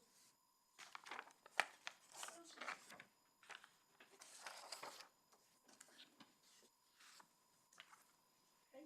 Any other questions? We're, continuing to improve on the CIP reporting as well as the budget book, and I wanted to share with you, some of the things that we're, one of the things that we're doing. You're gonna see the budget book online. Amy, could you hit the go button on that video? And this is what the CIP pages will look like, in the online budget book. And the cool thing about it is you can click on any project you want. You can look at certain categories across the top of the page. It'll take you directly to that particular project's, individual page. We use pictures. You guys have seen this, you have new members. It talks about, grants and other things that are going into it, what the cost is, and things like that. And it's interactive with the user. And this, the one that you're seeing here, has all of the projects in it, not just the new ones. And so we're building better tools that I hope the public will use, as well as groups like you, but that will help them understand what the plans are and that we are planning for things, even though sometimes it doesn't move as fast as we all want it to.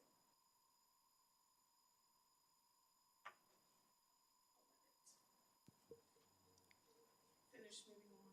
Rhonda, is this live today? It is not. We want one more pass, from staff before we officially release it to the public. But it's getting close. That's great. Can I clap for you for that? Yes. Good job. I'll hand all the applause to Natalie. She is. That's awesome. Thank you. I appreciate that. And the, our software providers, a company called OpenGov, and they made some real improvements in their tools this year that allows us to do this. Okay. Terrific. I will, open it up again to you for discussion if you'd like. Otherwise, I have a motion for the screen for you on it if you'd like. Any other questions for Rhonda or discussion? These things are really starting to excite me. The last couple ones have been really good. Thank you. Every year they get better and better. Yeah, Rhonda, you've made some tremendous changes. It's like night and day. It is, it is. Yeah. I think back to that first one when you kicked me out of here. And we improved that and we've been continued, and the, council has approved some good tools for us in that. And so, you know, and, you may not hear, but our budget book, we did receive the Government Finance Officer Budget Award for our 2026 budget. And we got a new plaque we're gonna give the city and hope to see those medallions on it every year from now on. So we've never had a budget book Wow, congrats. Terrific. Great. Very good. Should be. I move to recommend to city council the 27-30 to 31 capital improvement plan in compliant with the comp plan. Second. All right, we have a motion and a second. All in favor, say aye. Aye. All opposed? The motion carries. Thank you so much. Thanks, Rhonda. All right, announcements and reports. Discussion. Or discussion. Is there discussion specifically? Yeah. Proceed with discussion Okay. if you want it. Does anyone have any discussion? Okay. Cindy, storm shelters, tornado sirens, Pick on me about that. garages? I wanna go home. Okay. Why do you pick on me about I'm that? just asking. It's discussion. All right, Used to be sidewalks. Rhonda's fixed that. that's good. And you know, and Comprehensive plan. yeah, I think Michael probably, Yeah, I can give you a brief update on the comprehensive plan process. We Great. have had 3 different meetings with our consultant.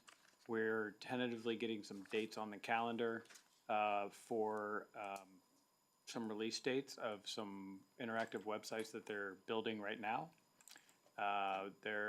We will have a booth, or whatever we call it, tent booth at the Fall Fun, or the Fall Fest. Hopefully to have a good interactive thing, presence there, so we can pick up all of that wonderful feedback of the people who are attending that. There will be a website built and created. We're working on the branding right now to kind of pick up from where we went with the last one on the blooming something, futures in bloom or something like that. So in order to kind of separate those two processes, we are going with a different brand so that we let the consultant have that brand that they did with the previous one. So they're currently coming up with some designs for and some taglines for that. So things are kind of happening behind the scenes right now. We don't want to roll it out in kind of a disjointed, not very, sorry to use the word, but comprehensive way. But when we do roll it out, it'll be pretty cool. And then, we've had 3 meetings. We're finalizing all of the elements of our public participation plan between Multi-Studio and then the consultant that they're bringing on to help with that, specifically Wilson and Company. So that is going to be a full-fledged plan just for the community engagement, because when we talked to the city, with the governing body, the mayor and city council, they said that was one of the biggest components they wanted to see going forward, is really getting as much feedback and public engagement as we've had on any of our plans to date. So they kind of want this to be our gold star effort, and I couldn't agree more. So there's things happening. It probably feels like we're in this delay mode, but there's a lot of work happening behind the scenes, and it will be starting to come about here within the next 4 to 6 weeks, if not sooner. Is it a local company or? The company is Multi-Studio. They are a national company with a significant office here in the Kansas City Metro. They have done comprehensive plans for a number of cities in the Metro. I don't remember them all off the top of my head, but they're a well-known firm. Their principal, Graham Smith, is well-known, and they've done just a lot of comprehensive plans in the area. And then Wilson and Company is a multifaceted firm, wouldn't you say, Allison? They do quite a bit of engineering work, transportation, planning, parks and trails, and they're really kind of ramping up their whole urban planning side. And so they were brought on board because they have some staff members who are, specialists in public engagement. And so they were brought on board specifically to handle that, to help alleviate some of that from Multi-Studio in terms of having to coordinate all of that. And so that again is one of the biggest components of it, is that real true community engagement and deliberate effort there. So at Fall Fest, how will you capture comments? Are we doing a survey or? we don't know yet. Just a dunk tank with the mayor tied to the feedback. Right. With your feedback, you get a throw. Yeah. Or if Mayor Young prefers, you could do a kissing booth. I will be sure to let him know of your suggestion. Okay, please. We will take all I don't want to do anything that wastes people's time at that. You get just a very brief moment of somebody's attention. And so it may be as involved as, it could be interactive, or it could just be a card with a QR code that leads to a survey. We've shared with them the informal one that Ian had put together earlier this summer. And so that interactive map that they're going to be building will allow people, people in the public, businesses, anybody really, to go in there and pinpoint areas within the city of what they want to see, or how to solicit ideas. And so another big component is really trying to hit on that visioning. What do the residents, what do the businesses, what do planning commissioners, city staff, governing body members want to see the growth and the ultimate build out of the city 20 years from now, 30 years from now? What does the community want to be, if you will? There are some cities in the country in a similar boat where they were 20 years ago have grown into 70, 80,000 resident suburbs. There's other cities that have kind of maintained more of a protectionist attitude, and they haven't grown very much at all. And so then there's even thousands more in between those two. So really trying to get a sense and a pulse point on what the community wants to see. And as I've said before, not everybody wants to see the same things, but the goal of the plan is to, appeal to everybody in some form. I know when Johnson County Fair did their QR code questionnaire a year ago, that was probably the best way that we've ever done one, and got the most response on the QR code. And the only thing I would ask is if we could somehow make sure that we're capturing where they're coming in from, either via zip code, or I don't know what the best way is for that, whether city or county or zip code or what, but it would be nice to know whose thoughts or opinions we're looking at, because if they're just a visitor coming into Spring Hill, they could be out of state and have a totally different perception of what they see when they come into the community. So it just would be interesting. Yep, that is one of the critical points that they're working to build into that website and or feedback and the QR code. It's trying to capture who's and where people are coming from that are giving us this feedback, because the vision of the community for not just residents and businesses but also visitors, and is there a potential market for tourism down here, and why are people visiting Spring Hill? And so we're also going to be doing a contract with a software firm called Placer.ai, and it's essentially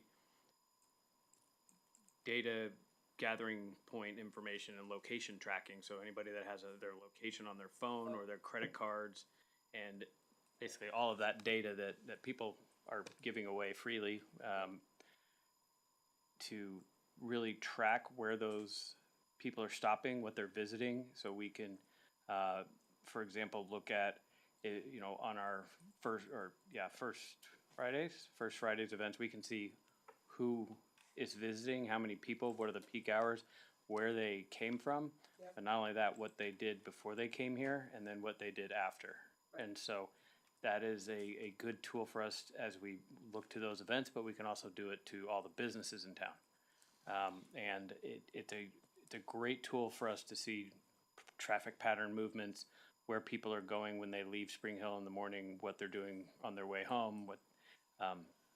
It's a little scary how good the information can be, but it really helps us understand, that data helps us understand the true dynamics of what is happening and who's coming here.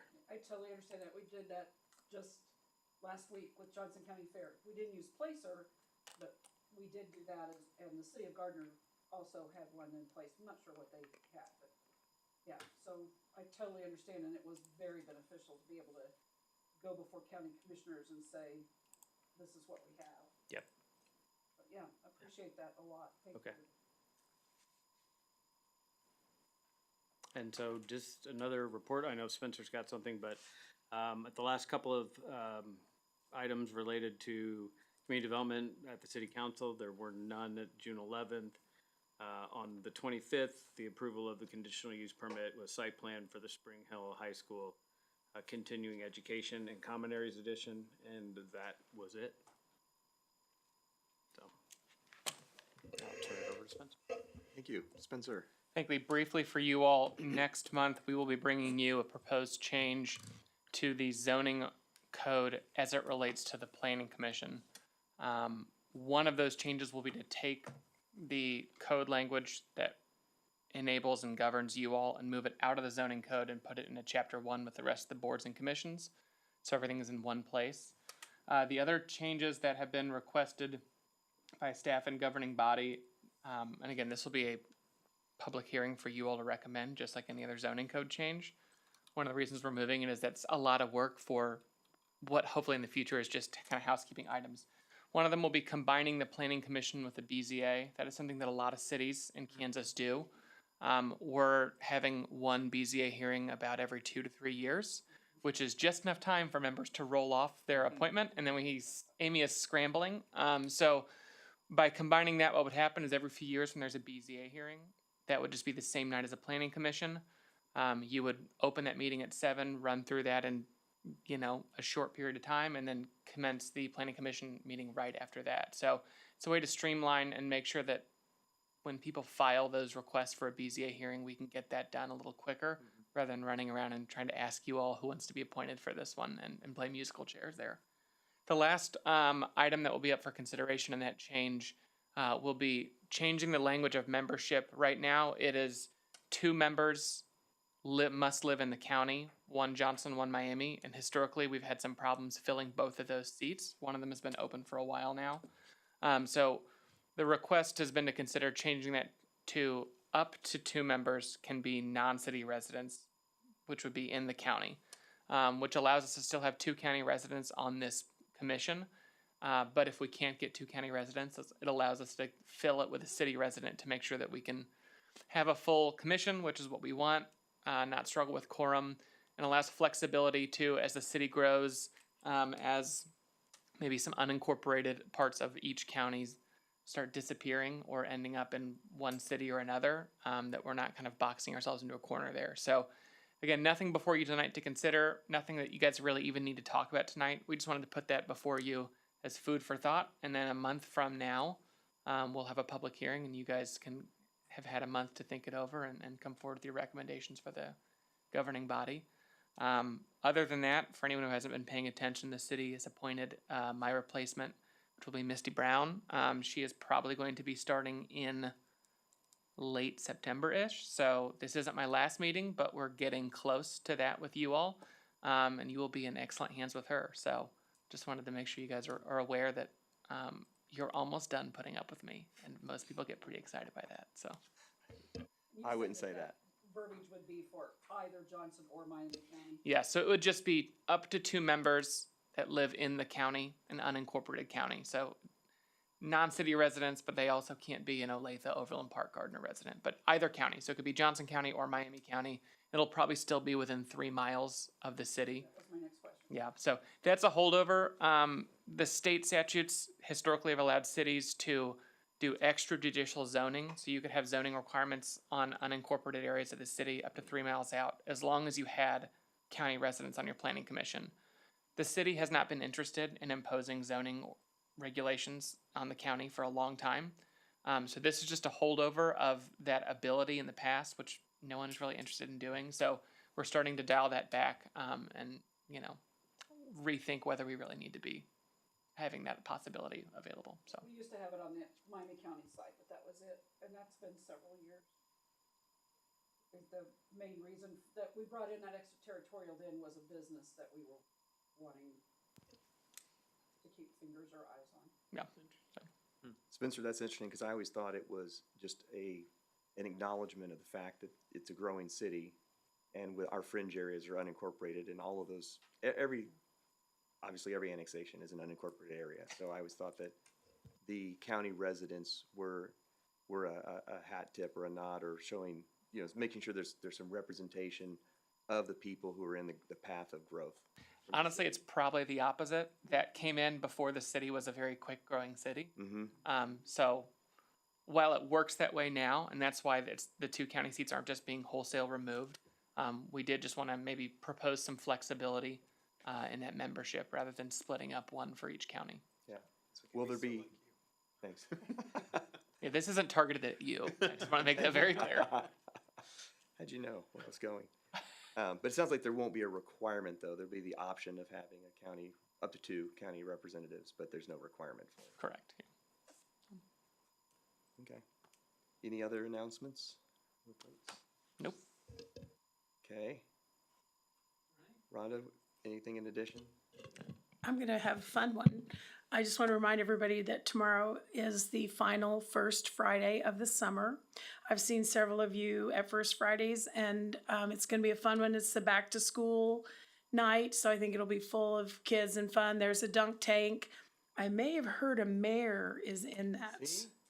So you may want to go down there and take out your aggressions or whatever you have. But anyway, and we'll have food trucks and stuff. And it's just really a great community night. A lot of smiling, happy people and neighbors talking to neighbors. So if you get a chance, please come out 5:30 to 8:30 downtown tomorrow night. Thank you. If you're not a good aim, you can just pay $20 to push the button. Ooh. That's $40.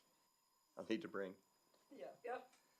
All right, Allison, tell us about the K7 corridor. Corridor study. Yes. So, thought I'd go ahead and give you guys an update. So KDOT is working on the K7 corridor study. This is for the route from, I-35 down to the Johnson County line at 215th Street. Is that better? Okay, I'll start over for those following along at home. So KDOT is working on the K7 corridor study. It starts at I-35 to the north and goes through Olathe and Spring Hill down to the Johnson County line. And this is a partnership with the city of Olathe, city of Spring Hill, Johnson County, and KDOT. The team has done some public engagement. They've done some stakeholder events. We've had one open house here at City Hall. That was back, I want to say September-ish.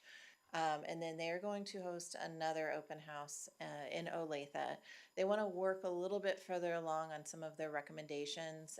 They're to the point where they're starting to draw up pretty pictures of each of the intersections along the corridor to come up with the ultimate plan. So whether it is signalized intersections or overpasses or an actual interchange or something along those lines. So if money were no object, and money is an object, what would that design be? So hopefully I'll have more information for you moving forward, but that's what they're working on right now. I believe there will be opportunity for another touch point with some public engagement whenever they host that open house. So they'll have community reaction to some of the concepts that they've drawn up. And I've heard you say the next one will be organized in Olathe or by Olathe, but we can. It'll be in Olathe, and I forget exactly what they said where it was, but I can't remember. But we're going to push that information out through our social media, because I encourage anybody here in Spring Hill that didn't get the opportunity to go to the open house that we had just across the hall. Please go to the one in Olathe. The team will be there. KDOT will be there. You'll have an opportunity to talk to the who's who with the KDOT staff, so you can tell them about all your concerns related to 169 and K7. Terrific. So I don't know if I have any other things. I pretty much gave you all my updates from before. I will go ahead and say it just for public consumption. I'll mention it next week too. 199th Street, we are going to be closing a portion of that starting next week. It will be daytime closure only. from 8 a.m. to 5 p.m. And it's going to be that section from the entrance to Prairie Ridge to Renner. There will be detour signs and such, but they will open that up every night. The reason we have to do this is we've got some crossroad pipes that we need to put in, and the safest and quickest way to get it done is just to do a full closure. We do want to get this done ahead of school starting on the 17th. So that's why we're scrambling to try to get this done and not prolong this, because we want to make sure that it's open to traffic. If it does need to be prolonged into the week of the 17th, I have asked them to modify their hours to after school starts and to be done by the time school opens. They've told me that if it does need to be closed, then they could look at doing flaggers or something along those lines if they need anything else. So, anything else for me? You want to tell them about the public meeting about the wastewater plant? Oh, yes, I do. So, yeah, a lot going on here. So as we talked about before, we have our wastewater treatment facility that we're trying to build within the next 3 years so that we don't run out of capacity and all of that good stuff. We are going to have a presentation next week. We'll have a public hearing here in this room next Thursday, the 13th at 7 p.m. We will have a short presentation about like all the great things that we're going to be doing with the plant. So if you guys want more information about the style, the type, the size, all the great things, maybe a couple of pretty pictures, who knows, or just maybe pictures, they won't be pretty. But come and join us, get some additional information. We'll share that with the community. This is a requirement for us. We are going to be getting loan from state and federal sources so that we can help pay for this. I am seeking grants too, but that's a whole other discussion. But anyway, we'll be in here. You'll have an opportunity to speak after the presentation. And then we do have another item on the agenda next week that is noteworthy for the public. We are a municipal separate storm sewer system, MS4 for short. It's our stormwater permit. So we are a baby MS4, which means we're on year 0 right now. With that, we had to create a stormwater management plan. We will be presenting that next Thursday, the 13th, in conjunction with the meeting. We will have an opportunity for public comment at the conclusion of our presentation. If you have any questions about how we're going to manage our stormwater, how we're going to educate the community and get them involved with some of the stormwater concerns. These are requirements that come down from ultimately EPA, but it's Kansas Department of Health and Environment that requires us to have National Pollutant Discharge and Elimination System permit, or an MS4 permit, so that it outlines all the great things that we're going to do as far as good housekeeping, street sweeping, and all the things to keep our streams clean. So a lot going on next Thursday. Did I miss anything? Nope. And that meeting is here? The meeting will be here. It'll be city council. We'll be presenting it all during the city council meeting next week. Great. Okay. Done now? Anything else? Nope. All right, thank you. All right, are there any other announcements and reports? Okay, if not, I will entertain a motion to adjourn the meeting. So move. Second. All in favor? Aye. Aye. All opposed? All right, meeting is adjourned. Thanks, everyone. Mike and Jacob, congratulations on your interim spots. I think that's incredibly